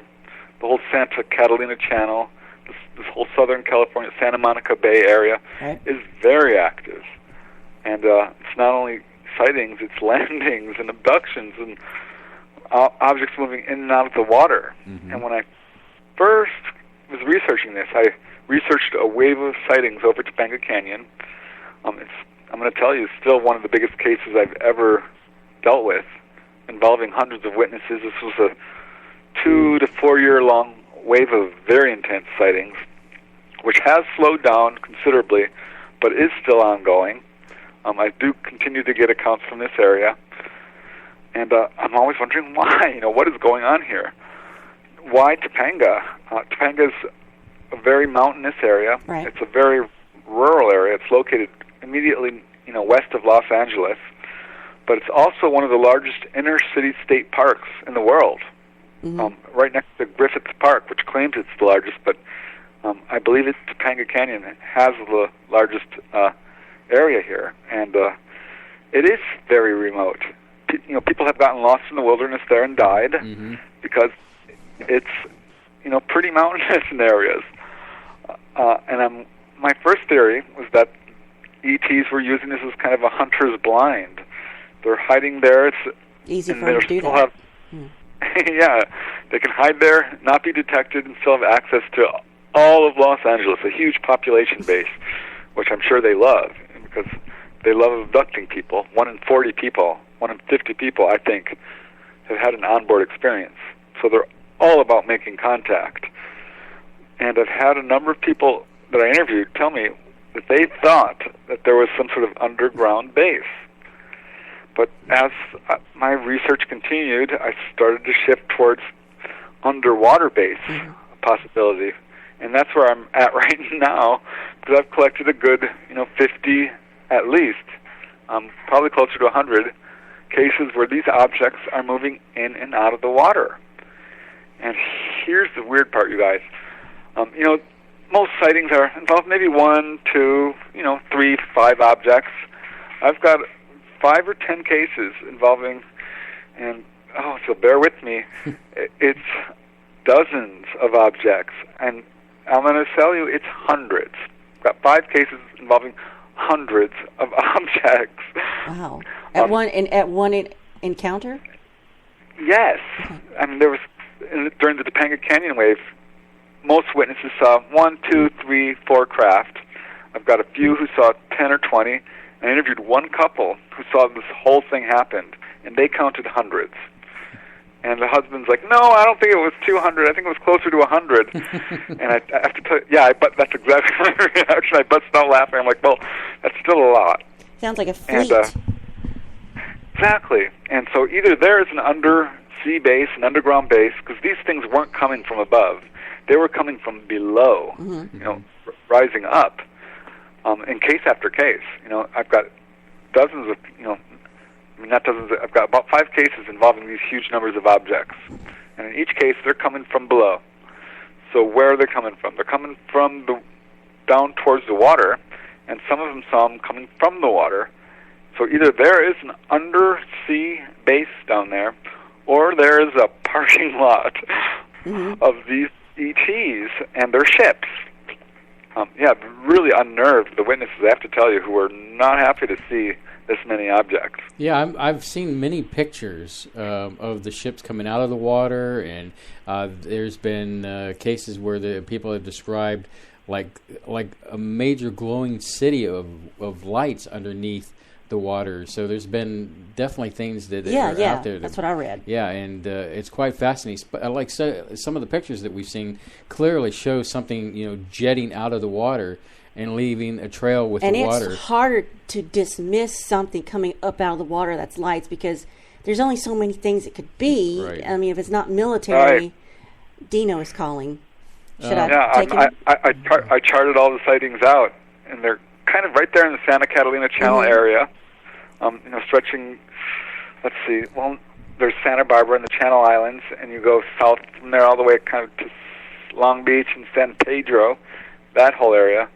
And then this Google image comes out showing this giant opening in Malibu off the coast. Right. And I'm like, oh my gosh, that's right where it's all going on. I knew it. I totally predicted that one, because I've been researching this for years, and not only me, for that matter, it's Ann Druffel, pioneering researcher, uncovered cases like this. Yvonne Smith had cases off the coast here. Robert Stanley, a bunch of people, Bill Hamilton. Anyone who's researching this area eventually gets drawn to this whole coastal phenomena that's going on. Well, I do believe we have a caller that would like to ask a question. It's our good friend Dino. Dino, how are you, my Dino? good sir? Good evening, everybody. I'm feeling pretty good. The weather's good. Preston, I've never gotten to ask you questions, but I admire your approach to how you look into these phenomenon. You don't just take risks. You look at as much evidence as you can gather. And in my case, I don't really think I've ever seen lights in the sky I couldn't describe, or entities or beings or people on the ground that I didn't think were wholly humanoid. But when you mention you mainly work in the Southern California area, correct? Yes.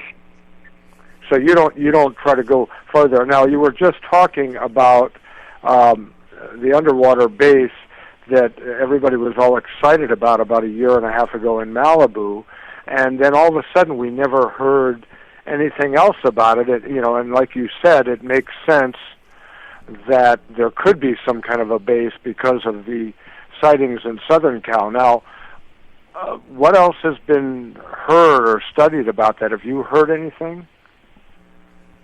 As far as the base, no. And it's definitely something that could send down a submersible. It's a little bit deep for divers, but no, I haven't heard a lot about it. Yeah, you haven't heard of anybody acting on that, huh? No, I haven't, and it's a little discouraging. But because I'm just a guy, I do bookkeeping by day. I was thrown into this into the deep end, honestly, and I'm struggling to deal with it, and baffled as to why we're not throwing more money and attention towards this and bringing in experts and scientists, and I'm trying to figure out what's going on, because, do we have an alien base right off the coast here, this close? And let's find out. Yeah, I haven't heard anything going on since this Google image, but I'm certainly continuing to collect accounts and building a whole case that there is some sort of undersea base there. Yeah, and so I guess I'm not sure. I have had more experience in Northern California, but the hot spot up here, are you familiar? I guess that's Shasta would be, or near the Beale Air Force Base, because I don't seem to see a lot of activity in the San Francisco Bay Area of late. Right. No, I definitely agree with you regarding Mount Shasta for sure. And I had a sighting up there. I was going to ask you later about Mount Shasta, Preston, and the man you talked to about the possibility of an underground city under Mount Shasta. Yeah, I did some research into this for my book, Supernatural California, and always knew about Mount Shasta. Had a sighting up there with my brother and sister. One of the first sightings I ever had, where this object blinked at us, and we blinked back at it with a flashlight. It blinked back at us. We blinked twice. It blinked back twice. So it felt like we were communicating with this thing. And it turns out, there's a lot of people who had sightings up in Mount Shasta. And so I looked into it, and I'm like, oh my gosh, it's not just sightings. There's apparently an underground, beneath the mountain, a whole city there. And if it were based on one or two eyewitness testimonies, I'd be, okay, interesting. But no, it's not. It's over a dozen people who claim to have been down in these tunnels and seen all kinds of things. And some of them have actually brought out artifacts, which you can find photographs of.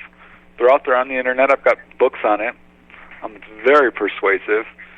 A very interesting place. It's a spiritual mecca across the world. A lot of very unusual things about Mount Shasta.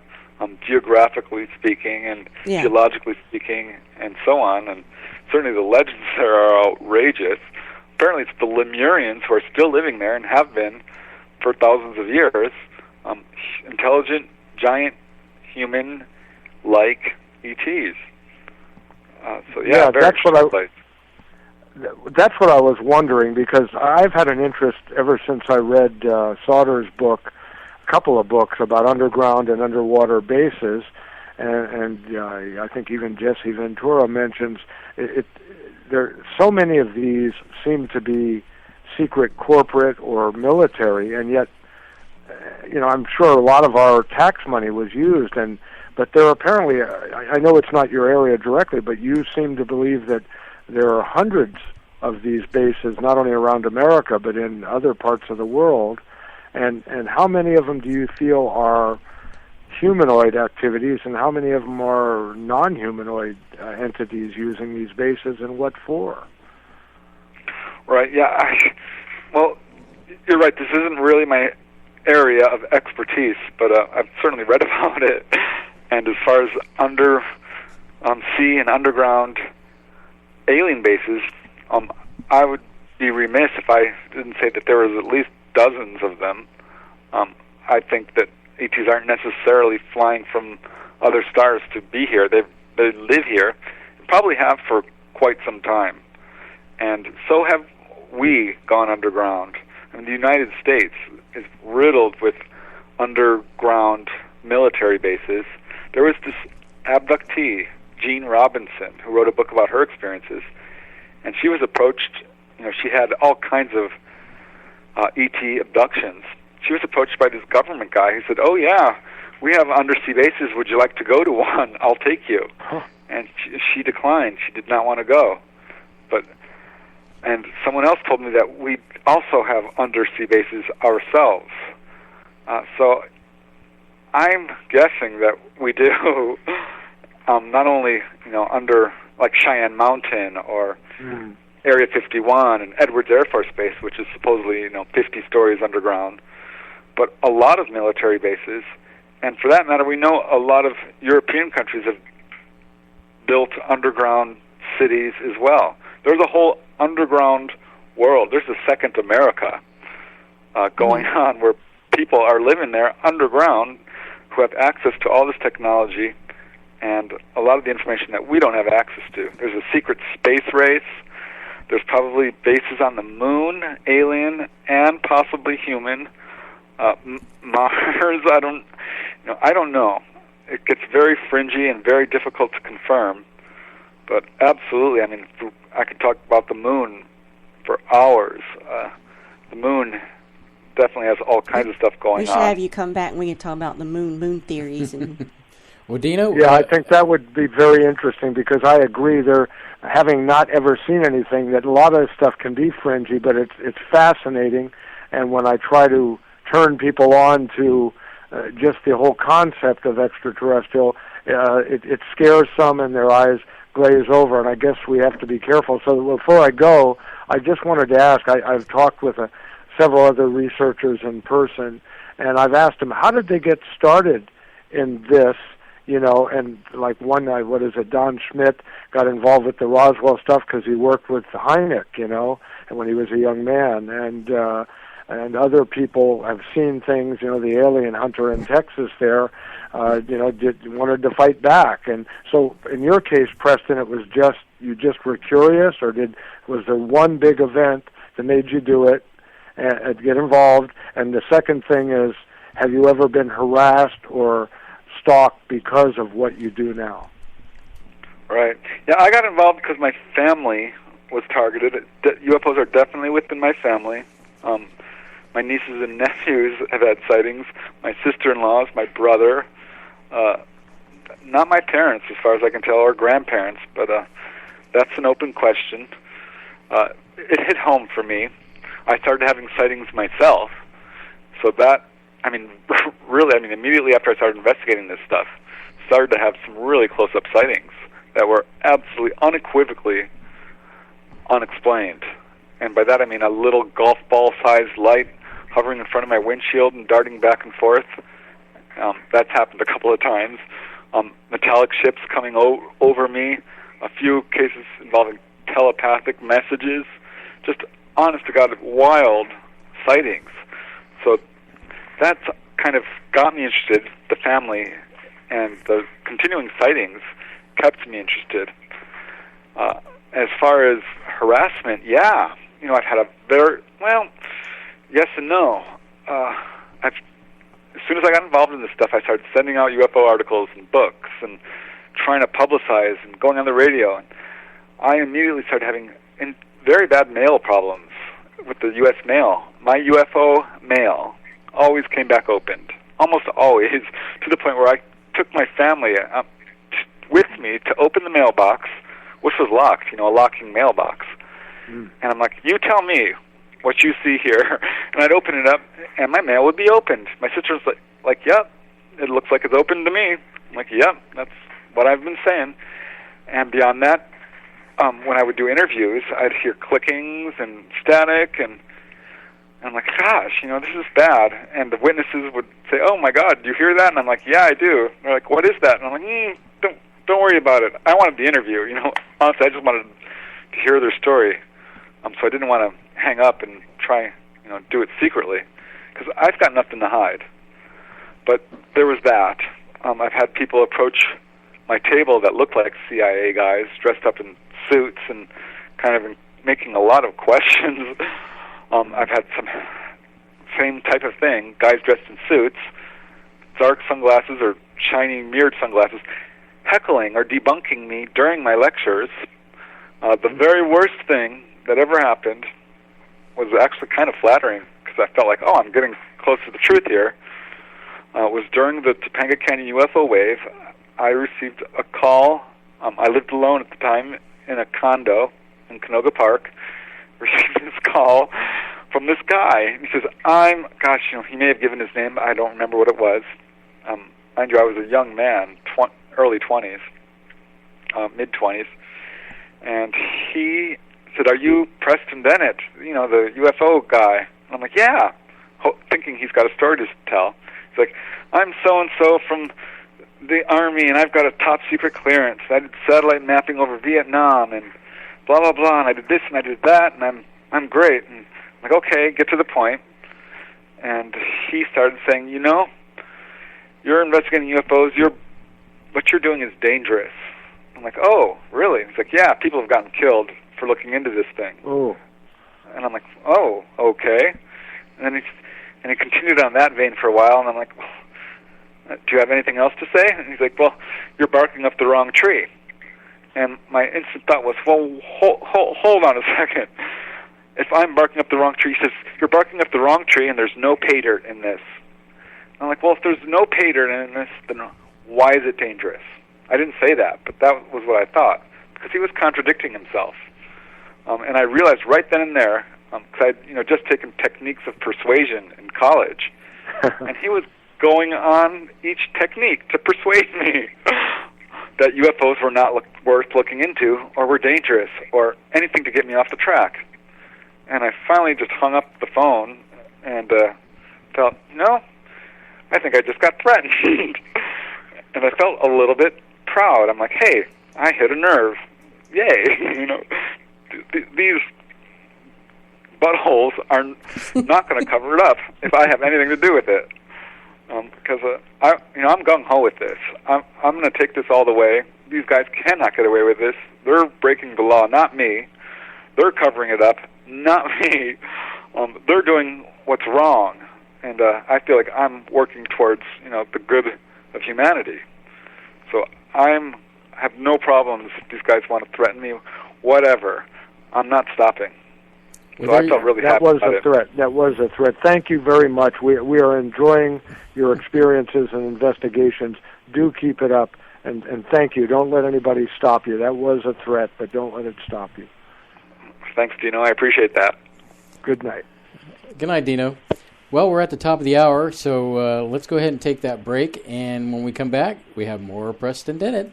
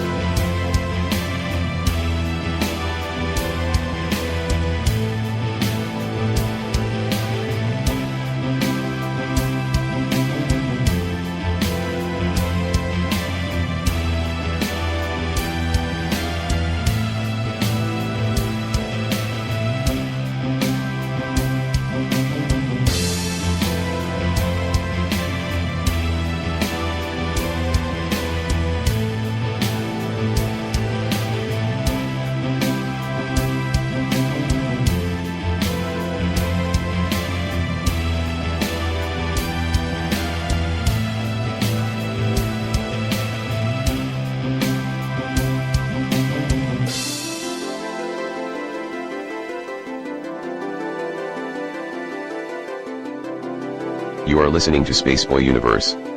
Now here are your hosts, Spaceboy and Surlana. Indeed it is. I'm Spaceboy, and that is Surlana over there. And on the phone is Preston Dennett.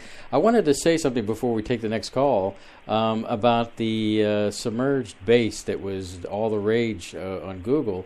It seemed like it was hot, and then it went not. And I was just surprised. Yeah, dropped out. Kind of dropped out. Consciousness. And the only reason I could think of was, people got pressed against a rock and a hard place from maybe people of power that wanted this to go away, and they talked to the people that were making the most noise, and that's why we didn't hear anything. Because I think at one time we were hearing people like hiring one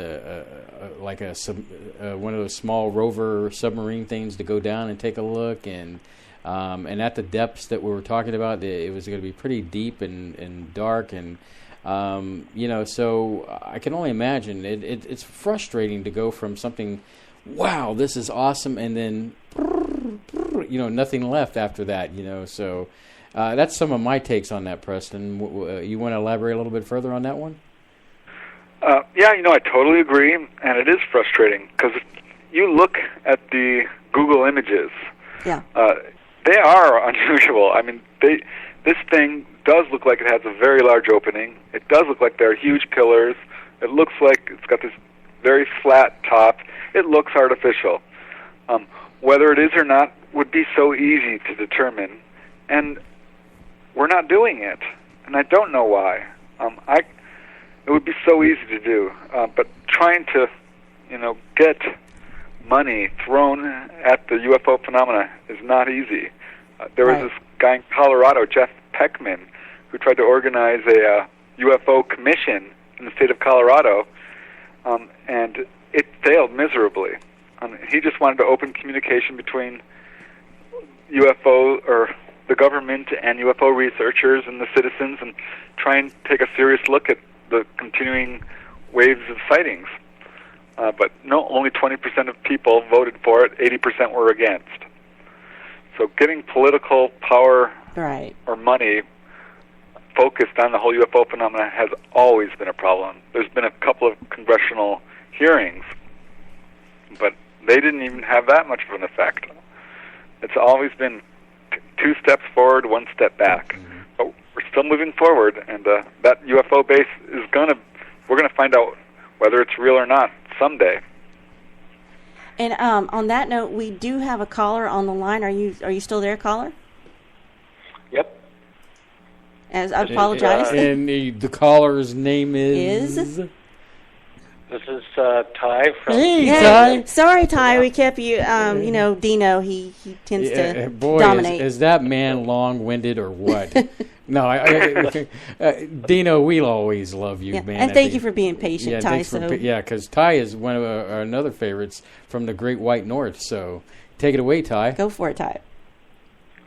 Speaking of the Great White North, we have snow today. Ooh.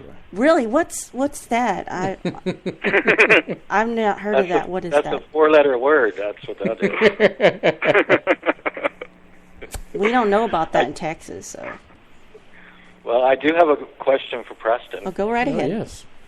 I was wondering what you thought of implants, Preston. Yes. Well, I've certainly thought of them, for sure. I have no doubt they're real. I think that it's probably a very common experience among people who've been taken on board. It's something I've read quite a bit about. I've talked to Dr. Roger Lear, who is the implant guy. I recently have been corresponding with this lady from Northern California whose 18-year-old son has just been to the dentist, and they've x-rayed his mouth and found an implant, apparently, under his molar.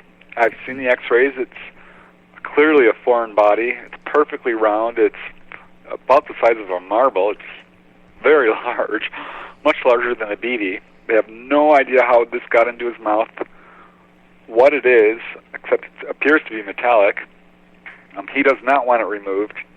He's totally obsessed with Nordic aliens, a very sensitive, psychic guy. They feel it's an implant, and so do I. I think implants are probably pretty common.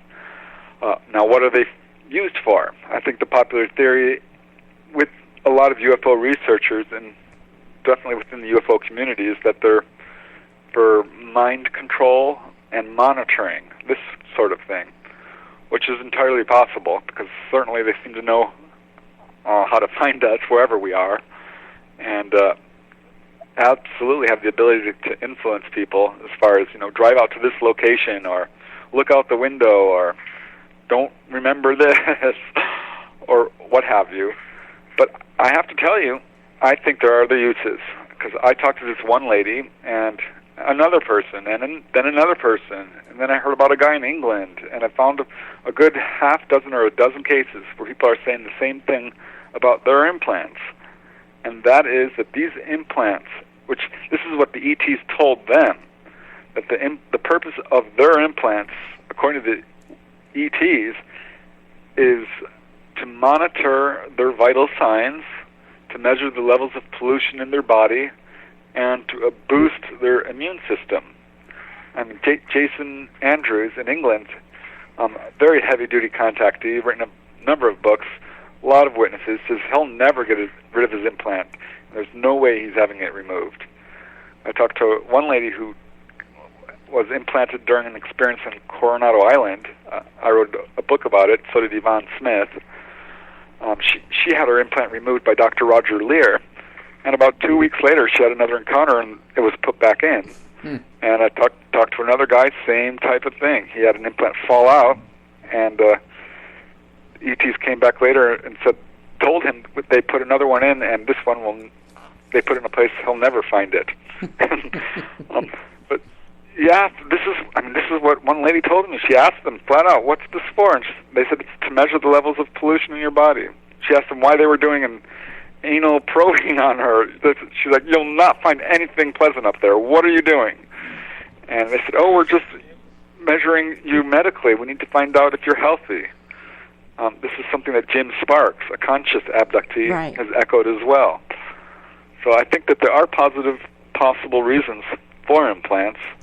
I know people who will never have theirs removed, but I don't know, it's weird. It's a little bit tagged like cattle. I don't know. I'm not quite sure what to make of it. I think that they probably have multiple purposes, but if you study the whole implant phenomena, it's not just Dr. Roger Lear who's looked into this. A number of researchers have. They often look the same. There's all sorts of unusual things about them. Some of them do give off electromagnetic signatures. Some are magnetic. There's no foreign body reaction, which seems to be impossible. Stan Romanek of Colorado, he had an implant removed, and the doctors were like, "Wow, this is strange. What's coating this is exactly what we use to coat implants like pacemakers, this sort of protein sheath." And they had his injury. They healed it overnight. He was going to have surgery on his knee or his thigh. Knee, and they found he found his I guess his brace out in the backyard, kind of burnt and singed. And but he went to the doctor, and at first he was telling the doctor, "Hey, I'm not going to have to come in because," and they said, "No, if you don't come in and deal with this, you're going to be messed up for the rest of your life." And they recorded that. Anyway, I bring this up now because that is going to be the topic of our show on the 29th this month.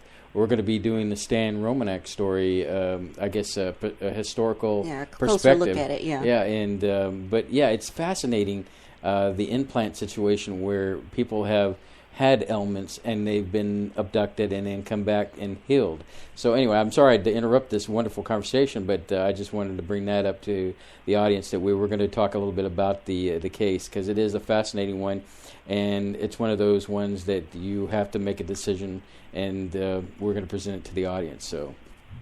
Yeah, I'm a big supporter of Stan Romanek. I've spoken with him. I've spoken with his wife. She's got more evidence than just about anybody out there. The case is hands down real. I mean, if you don't believe it, you're not doing your homework. Right. Because he's got not only himself as a witness and his entire family and his friends and people all around him, photographs, implant evidence, medical injuries, medical healings, It just goes on. It's a really incredible case, and he has been viciously attacked by, I think, the secret government, who's trying to malign him and his reputation. I don't agree with what they're saying. I think that his case is genuine.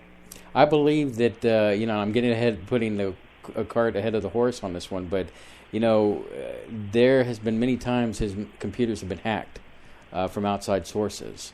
And it probably, in my mind, it gives me reasonable doubt to believe that he is the one. Because he has a documented history of things where he's been tampered with and messed with, so it puts a seed of doubt in your mind that maybe he did these other things too. And so I've had email problems my whole UFO career. Not just mail problems, but when email came out. Yep, email problems, hacking problems, phone problems. These guys.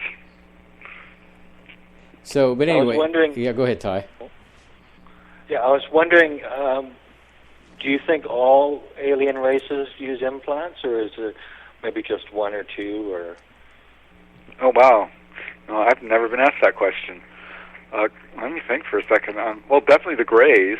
I think the Greys are probably the most intrusive in terms of, taking people and implanting them and medically examining them and doing what they want. But other races, I don't know. I'm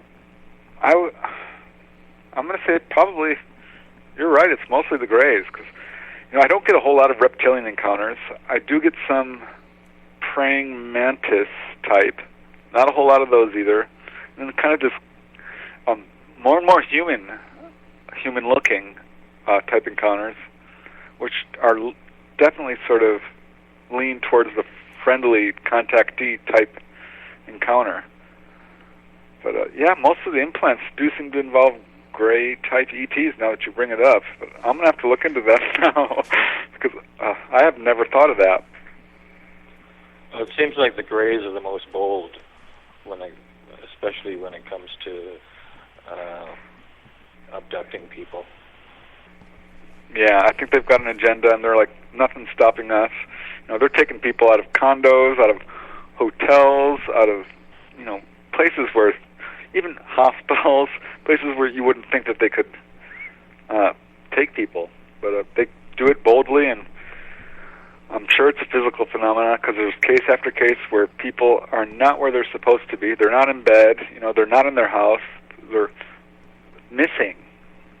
And the family members are going absolutely insane looking for them, and suddenly they turn up and they're back in bed or wherever. So I have no doubt, that people are being taken boldly, like you say,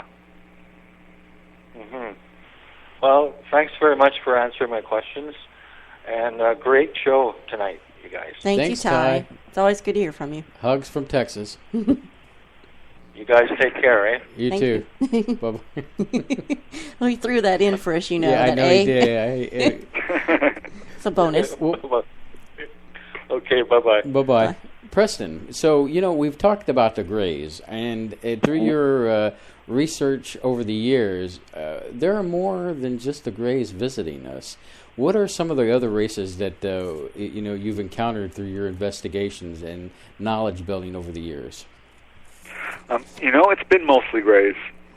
Honest to God, it's 60-70% Greys in my own research.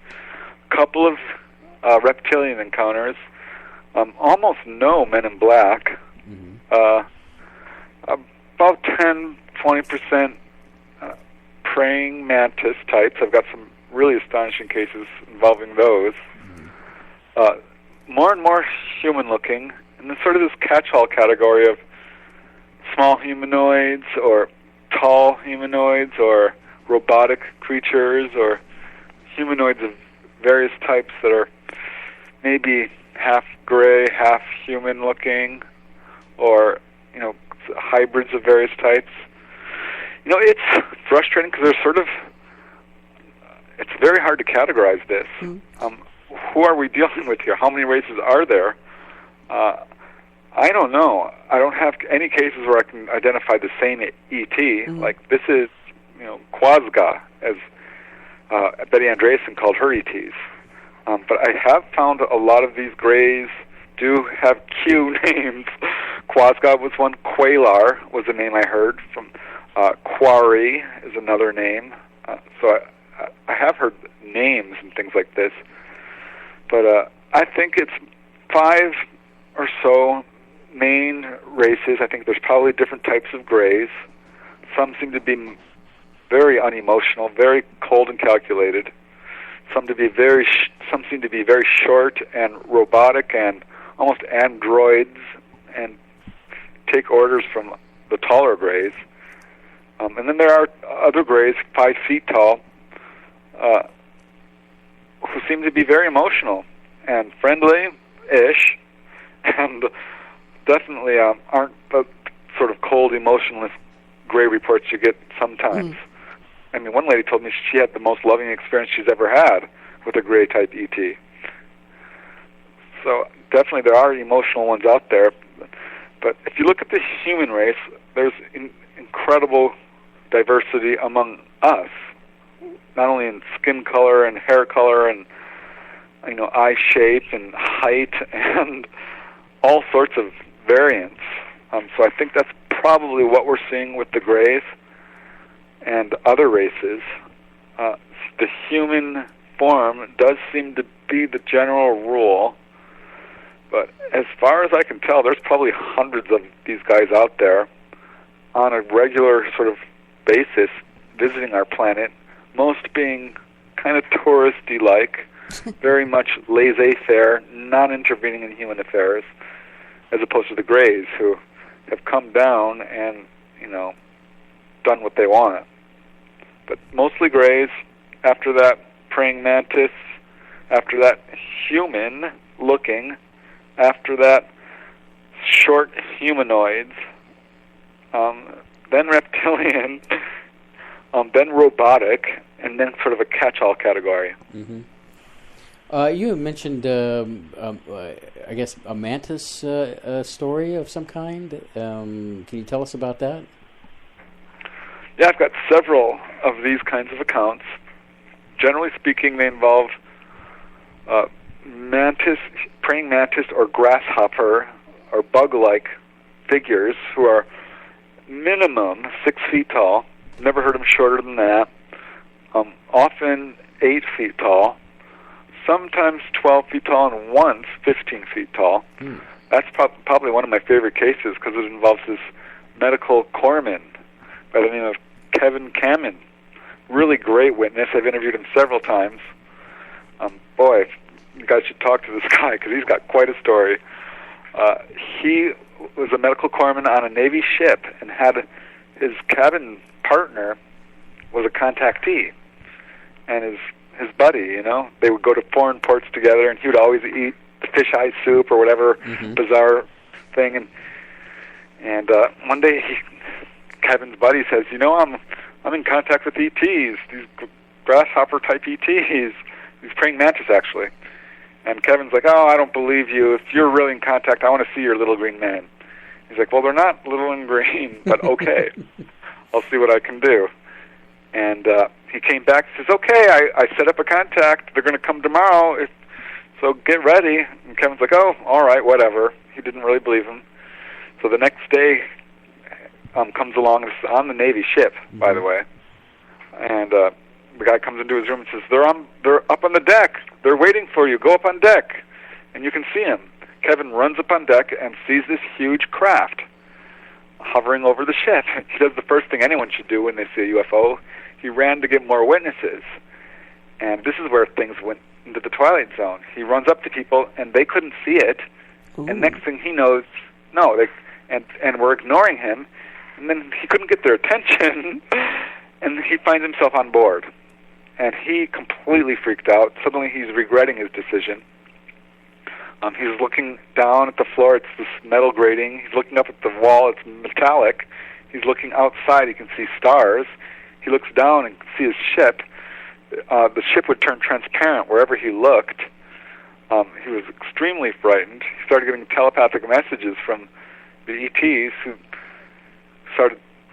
he conversed with them, actually, in depth. To make a long story short, they told him where he lived. They told him all about various things about them, that they eat fruit and vegetables. No, they're not carnivores. Yes, they're in contact with the government. Yes, they know about Roswell. They warned him about nuclear proliferation and other future disasters, some of which were very personal. They warned him about a motorcycle accident that he would have, which he did. And finally, he works up the nerve to turn around and look at them. He also noticed the size of the room kept changing. He's like, have you ever heard of this, Preston? I'm telling you, the room was 50 feet long, and then it was 20 feet wide. I'm like, yes, I've heard of this. They're able to change the size of their craft. And he was one of the people who told me about this. It's a rare detail, but he definitely reported it. And that one way I was able to tell he was telling me the truth. So he turns around and looks at these guys, and mind you, he's like just about peeing in his pants the whole time from fear. This is not easy for him. He turns around, and these guys are milky white. They're 15 feet tall. He says, I know exactly how tall they were. I've played basketball. They were taller than a basketball hoop. They were very tall. He described their hands. He says their eyes were so big. One eye was the size of a basketball. One eye was the size of his head. And he says they just looked right through you. They were so intelligent. They had massive heads, and they were sitting on these large kind of stone white chairs, like thrones or something. And he's screaming in terror when one of them walks, gets up and walks towards him, takes 3 or 4 steps, and puts its hand on his shoulder, and that was too much for him. He blacked out and woke up screaming in his cabin on the ship, drenched in sweat and absolutely terrified, screaming and screaming and screaming. His friend walks in, after he stopped screaming, he's calmed down. He's like, oh my God, what happened? His friend walks in and says, so, how did you like your little trip? Jeez. Well, yeah, his friend says, they've taken me to other planets. They contacted me ever since I was a little kid. Great case. Wow, that is something. Hey, we're at the bottom of the hour, so let's take our final break of the evening, and when we come back, we'll have final thoughts with Preston Dennett with SpaceboyUniverse.com, so don't go anywhere.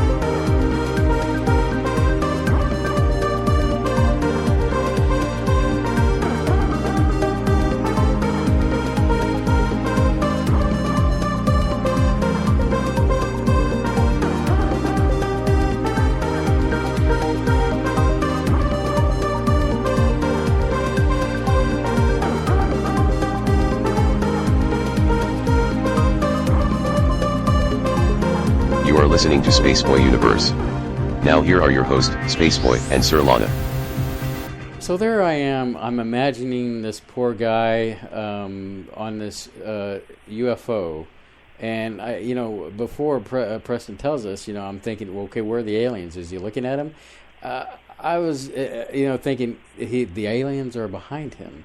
And let alone mantis-type, insects are freaky enough as it is. Our mantis. Yes, yeah. But to turn around and see something that's 15 feet tall and is mind-blowing. And if you already have like a bug phobia, can you imagine? Yeah, I can. I mean, because I got to be honest up here, Preston. I think the thing that freaks me out about the grays and the mantis is, for some reason, the black eyes have always like shark's eyes. Yes, exactly. And I've had dreams of sharks and cold, dead, detached killers. It's like when you look at something like that, it's like it's freaky to me, man. It's really freaky to where because they're not human. Well, they're not anything we're used to. Right, exactly. So and we must fear what is different.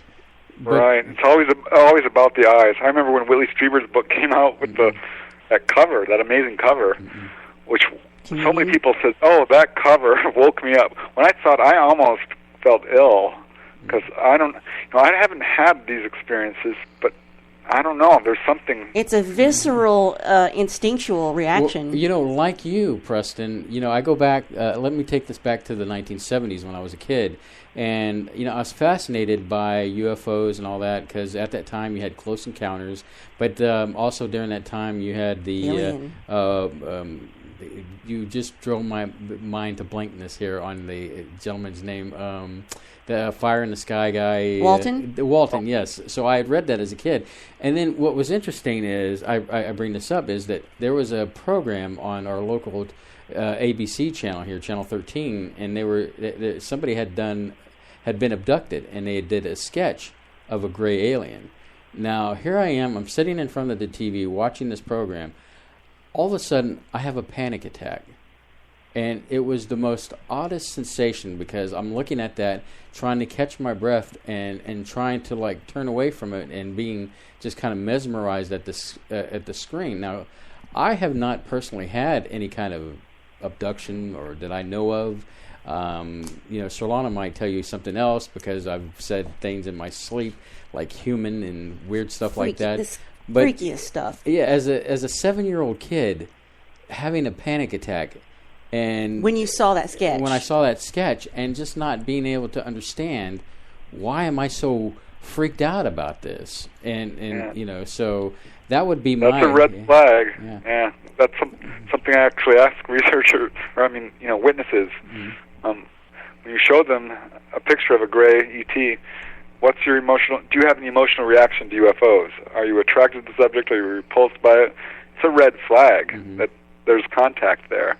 If you had close-up sightings, if you've had sightings within your family, there's all sorts of questions I ask when I look to see whether someone has had contact or not. UFO dreams, because you don't always.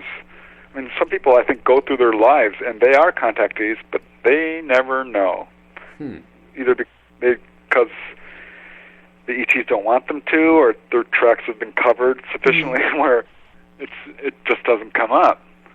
But yeah, my sister-in-law, Kisara, has worked very closely with me. She's an artist, and we kind of did the whole Scully and Mulder bit, and I did the interviews, and she would draw the ETs.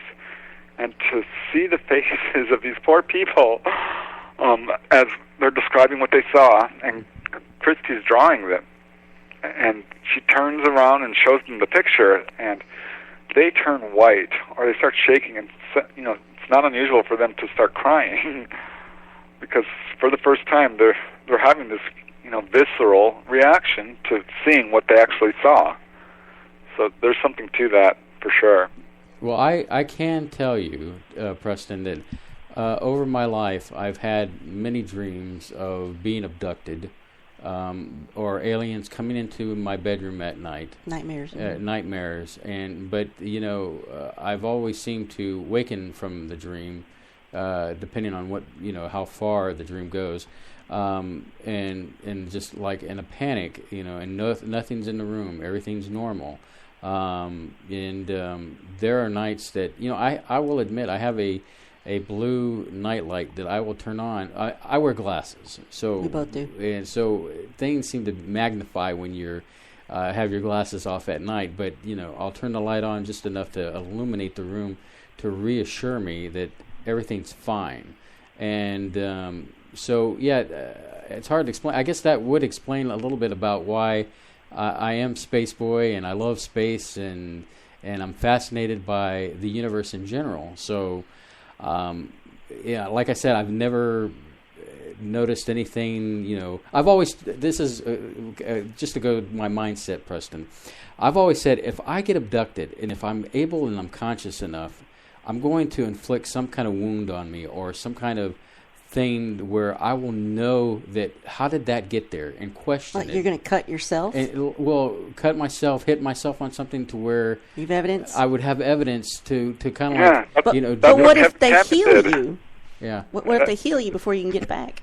That is true. He did bring that up, but I mean, but those are some of the things that I've thought about where how can I recall something that's been repressed, program within myself, like a callback to say, hey, you got this because of this, but I've not, had that experience or, and it could be very much like you were saying earlier and what Surlana's saying now that maybe they healed me, maybe they already knew by listening to my thoughts, and saying, well, that's not going to work because we know what you're trying to do, kind of thing. Yeah, I think they don't let some people remember, or some people, maybe it's their own psychology that kind of blocks it.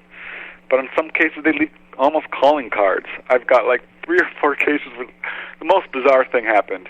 People will have an experience and would not have remembered it, except for they wake up and find that their bedroll, their quilt on their bed has been rolled up and tucked in and is holding them down.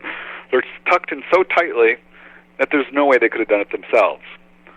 And just bizarre. Or other cases where they wake up and they're in the wrong position. They're facing the wrong way. They're not in their bed. They're wearing someone else's clothes in a few cases, which can't be a mistake. Maybe it is, but I don't know. I think in some cases they're leaving little clues, and in other cases they're doing their very best to cover it up. Yeah, it's hard to say. Another thing I ask people is, do you have anything medically unusual about you? Because this is something as I became a braver interviewer, I'm starting to ask people. And often I'll get, oh yeah, that's interesting you bring that up. I have an extra vertebrae in my spine. 3 people have told me that. I'm like, what? Okay. Or one guy's like, I've got Crohn's disease. I've got high blood pressure. I don't know why they want me, but he's been abducted his whole life. One lady, she's like 67 years old. She says, I'm still being abducted. I've had a hysterectomy. When is this going to stop? And, I really didn't have an answer for her. Well, the only, I don't think I'm abnormal, but Surlana will say things like, well, you're bizarre because you don't sweat like normal people, or you... Just little things, Just little things that, that you're not acting human, is what she comes across as she's telling me. And I'm like, well, okay, I've been like this my whole life. I mean, but, so little things like that kind of give me an idea, well, maybe I'm not from this planet.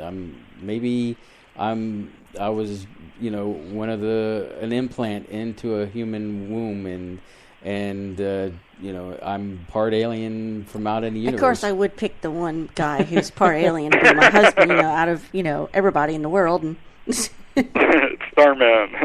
Yeah, exactly. Yeah. Well, a number of witnesses have told me, they say, oh, I don't know if this has anything to do with it, but I've enjoyed unusual health. And I'm in my 60s now, and people still think I'm in my 40s. I was just contacted by another gentleman who started out telling me about his sightings. Turns out he's had more than sightings.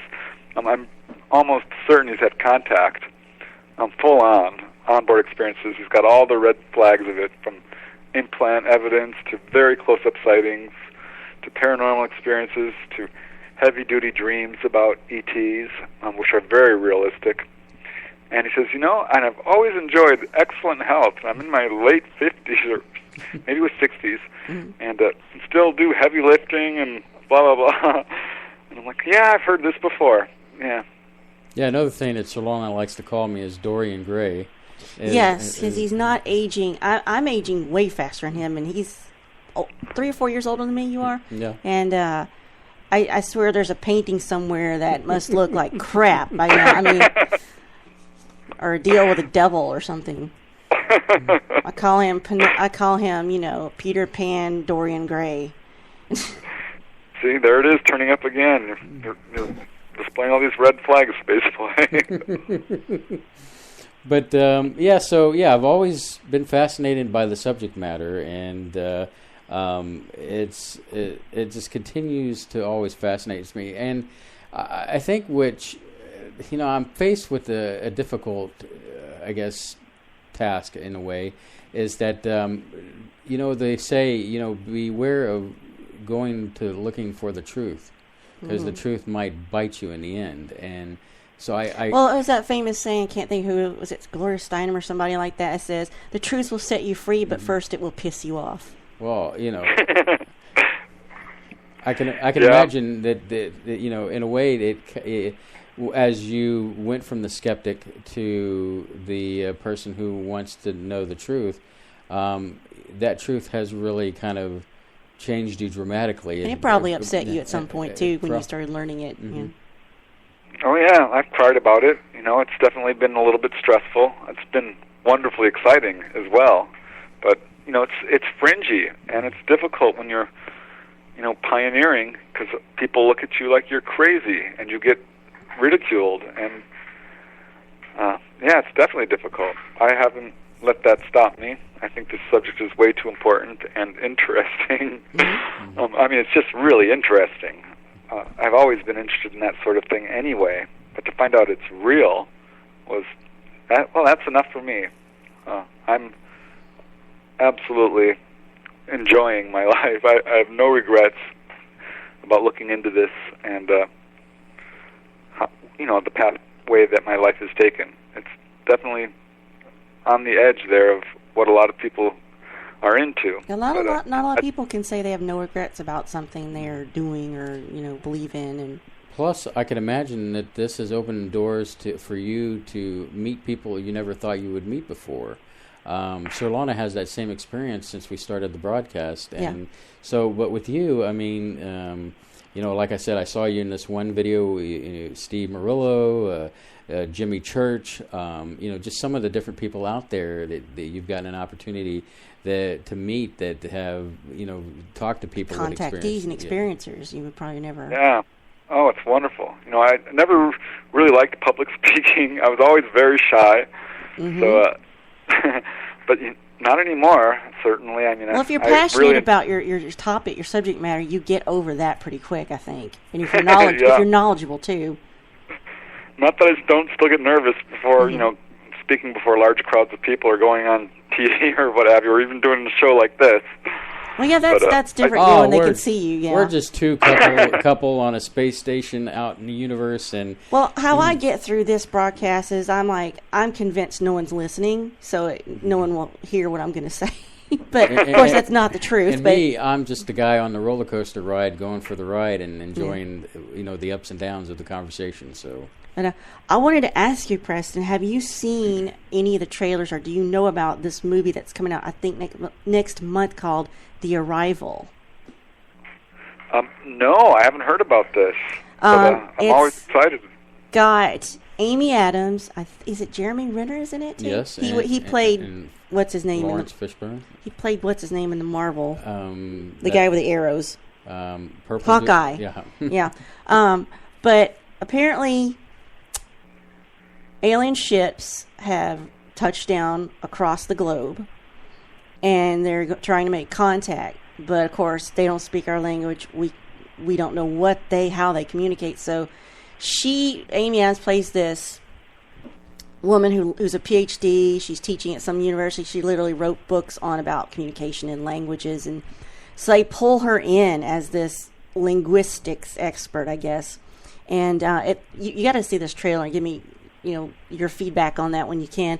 And so they all go into they get their clean suits on, and they go up into this UFO up on like a jacked lift, and at some point they just jump up and they're starting to float up in the no gravity, and they get up to this area where it's just big white wall of light, and they're saying, okay, now do your thing, see if you can learn their language.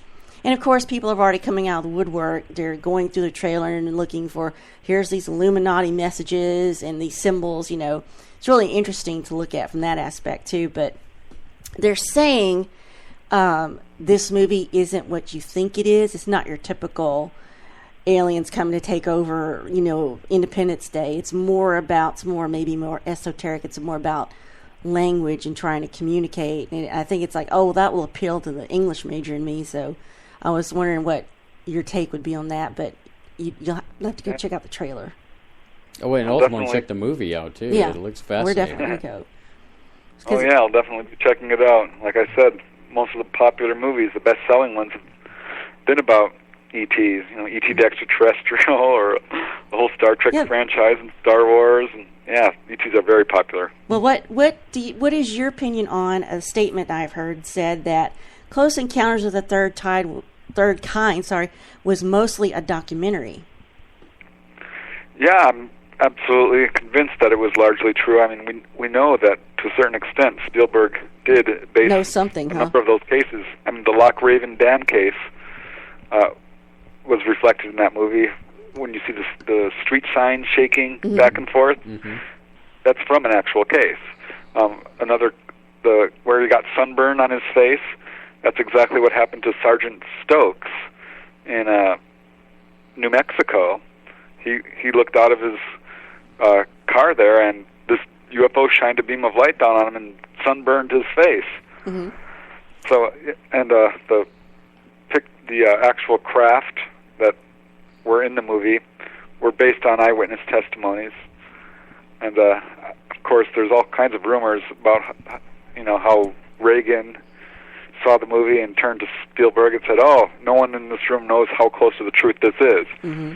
That was another thing that came out. So, I think I was going to say another one that I don't know if it's fact or fake or whatever is Project Serpo. Are you familiar with that? Yeah, I read the book. I found it persuasive for the most part. It's an interesting read, whether it's true or not. Yeah, it is interesting. What I don't have is a lot of corroboration of it, so I kind of put that on the back burner, because normally you get a story and you're like, this is an outlier, right? But eventually the stories start to stack up and corroborate each other. And certainly with abductions, I can talk to someone and almost predict what they're going to say to a certain extent, because I've interviewed so many darn people who have had this experience. And Serpo is largely unique in terms of a lot of the information that they were talking about. But I found it persuasive and very interesting, and I think open official contact is taking place between government officials and ETs, and we've heard about this with the Rendlesham Forest incident in Area 51 at Edwards Air Force Base with the President Eisenhower. There was apparently a meeting there. So this has occurred before, and I think it's ongoing. Well, Preston, we're reaching the end of the show. I guess Surlana I was just going to stray observation that I don't know if there was something, if this was synchronicity or something, but I had the oddest thing happen yesterday, and I don't know if it's because we're about to talk to Preston today, is out of nowhere, I'm at work and I'm walking the halls, and out of nowhere, out of the, quiet hallway, I hear do do do do do on somebody's ring phone. I'm like, okay, now that's just crazy. Worked there 10 years, never heard that before. So, with that said, from Surlana, do you want to give our audience a way to find your books and find information on you, or if they also want to contact you, this is the opportunity we want to give our audience all the information that they need to find you. Yeah, absolutely. Yeah, first of all, thanks for having me on the show. I really appreciate it. And, yeah, if people want to reach me, I do have a website. If you just Google my name, Preston Dennett, it will take you there. The actual address is prestondennett.weebly.com. And I've got all my books on there and excerpts. And if you want to contact me, you can contact me through my website. My books are also available on Amazon.com. My latest books are Not From Here, Volumes 1 and 2. UFOs Over Arizona is just about to be released. Cool. Super excited about that. Just finished UFOs Over Colorado. I'm working on another one about onboard experiences, and got more lined up after that. And I would love to hear from people who have stories to share or have questions, and or just want to talk about this stuff. Always love to hear from people. And yeah, thanks again for having me on the show. It's been great. Well, thank you, Preston. We really appreciate it. We do appreciate it, and it's been quite an honor to have you on tonight.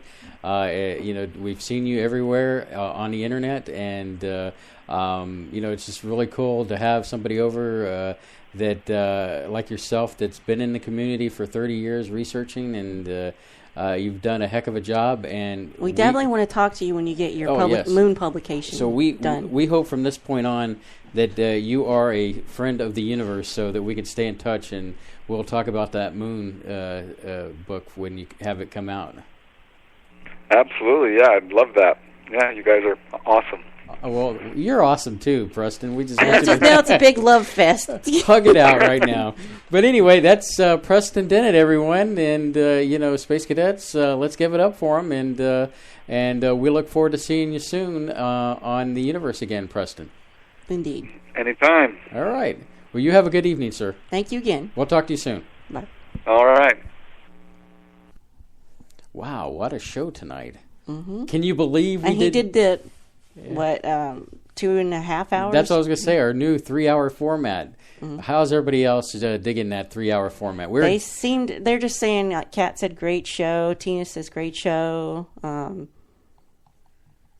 I guess since the others are just still there and chatting, they must they hung in there. That's the place to go, to hang out while we're doing, they Dennis says thanks for being here, Preston. Listening to the show. Ronald, another standing ovation. And, gives them a format to James chat it out. James Cruz is clapping. Yes, thanks, James. Appreciate it. I think that's what those emojis mean. Those are, I don't give. Handshakings. Yeah, so. Good length. Yeah, good length. Thanks, Oh, Tina. you men and your... Yeah, we had to expand the program to allow Dino to talk for 2 hours, so, so Dino's calls can get in that time. Yeah, so, he doesn't feel like he's rushed to get it all done. And, so... we love you, Dino. And I picked him up on the call, and he just sat there patiently while Preston kept talking. He knows when to wait. He is a pro. He knows he's a when professional he comes on, make sure talk show guest. He holds his breath for 10 minutes so nobody can hear him. And we love... Dino knows how to do it. Oh, hey, also, while I'm thinking about it, Bob, make sure to give our best out to Bev. I know that she had to lay down. A little under the weather. Under the weather. Give her space hugs from us, and tell her we love her as always. And of course, I seen Fran in the chat room, so you actually identified her correctly. Yes, I was. I try to keep on my game, and I guess this extra hour is helping me. And thank you to Ty for calling in. Oh yeah, Ty and Tina. Hey, thanks for coming, Kat. I know you wanted a shout out there, so I gave it to you. What else can I say before we, do normal housekeeping? So what's going on next? We're going to have our show, Joe Grasoffi, that got preempted due to technical issues. He's coming back on the 15th. And he's a cool dude. If you liked Amanda Diane, they know each other because they're working on a project together. He's directing the cabin. And we are pre-interview with him. He says, cool guy. He likes a lot of the same comedies we like. And so we'll get to talk about, movies and influences and what it's like to be a director. And I've got some great And then questions now I want to ask. The week after that, we have Manu Interrami will be coming back to talk about the circuit. Yeah. Don't know how long we'll have him for, but we'll have stuff to cover. Yeah, we'll have some stuff, interactive stuff for the audience. And, of course, as we mentioned earlier in the program tonight, we're going to be doing, on the 29th, the Stan Romanek story, a historical perspective. It's also appropriate, sort of Halloween. It's got some spooky bits to it. It's got some controversial bits to it. But before the controversy happened, it was fascinating. It is fascinating. It's still a fascinating story. I mean, let's be honest here. You know, there's some things, some hookiness in the story, but there's a lot of stuff that, like, you know, wow, that happened to him. You know, there's physical proof of things happening to him. But then there's the situation with what he's going through right now with the in court, accusations, with the accusations, and you know, we're going to present it to you. We're just going to study it and see what we think of it. You see what you think of it, and then we'll leave it at that. And but yeah, if you want to give if you know Lisa Romanek and you want to send her a message that we are doing that show, she may have to stay quiet for legal purposes, because if it's an ongoing thing, she may have to watch. You know, that True. kind of thing. I mean, that is that. I respect that. Yeah, so that's at the end of the month, and you know, we're not going to go beyond that. Other than in November, we've got the Mini Maker Fair. As I keep telling everybody, if you're in Houston, George R. Brown, we're going to be live there at the Mini Maker Fair. And there's no reason for you not to go, because you can get 50% off with code Spaceboy when you purchase your tickets online. Which is absolutely cool. There's something for everyone, young and old alike. So plus, we'll be there. Why wouldn't you want to come see us? Yeah, I mean, we'll be live, you know. So buy a plane ticket, book a hotel. Just do it, man. In fact, there's hotels connected to the George R. Brown. So you literally can, you know, go from, you know, being in your room, walk a little bit, and bam, there you are in the convention center. So, you know, come join Spaceboy and Surlana and explore the universe with us. It's worth all that money and hassle. That and a bag of chips. So let's see here. Am I missing anything, Surlana? No, we got it covered. Awesome. I can't believe we did a 3-hour show tonight. Yes, Dino, you can hang in the booth. All we do is get some more chairs. So on that, Surlana, I guess we will see you for Spaceboy Music, maybe? Next Wednesday, 8 p.m. Central Standard Time. Say goodnight, Surlana. Good night, Surlana.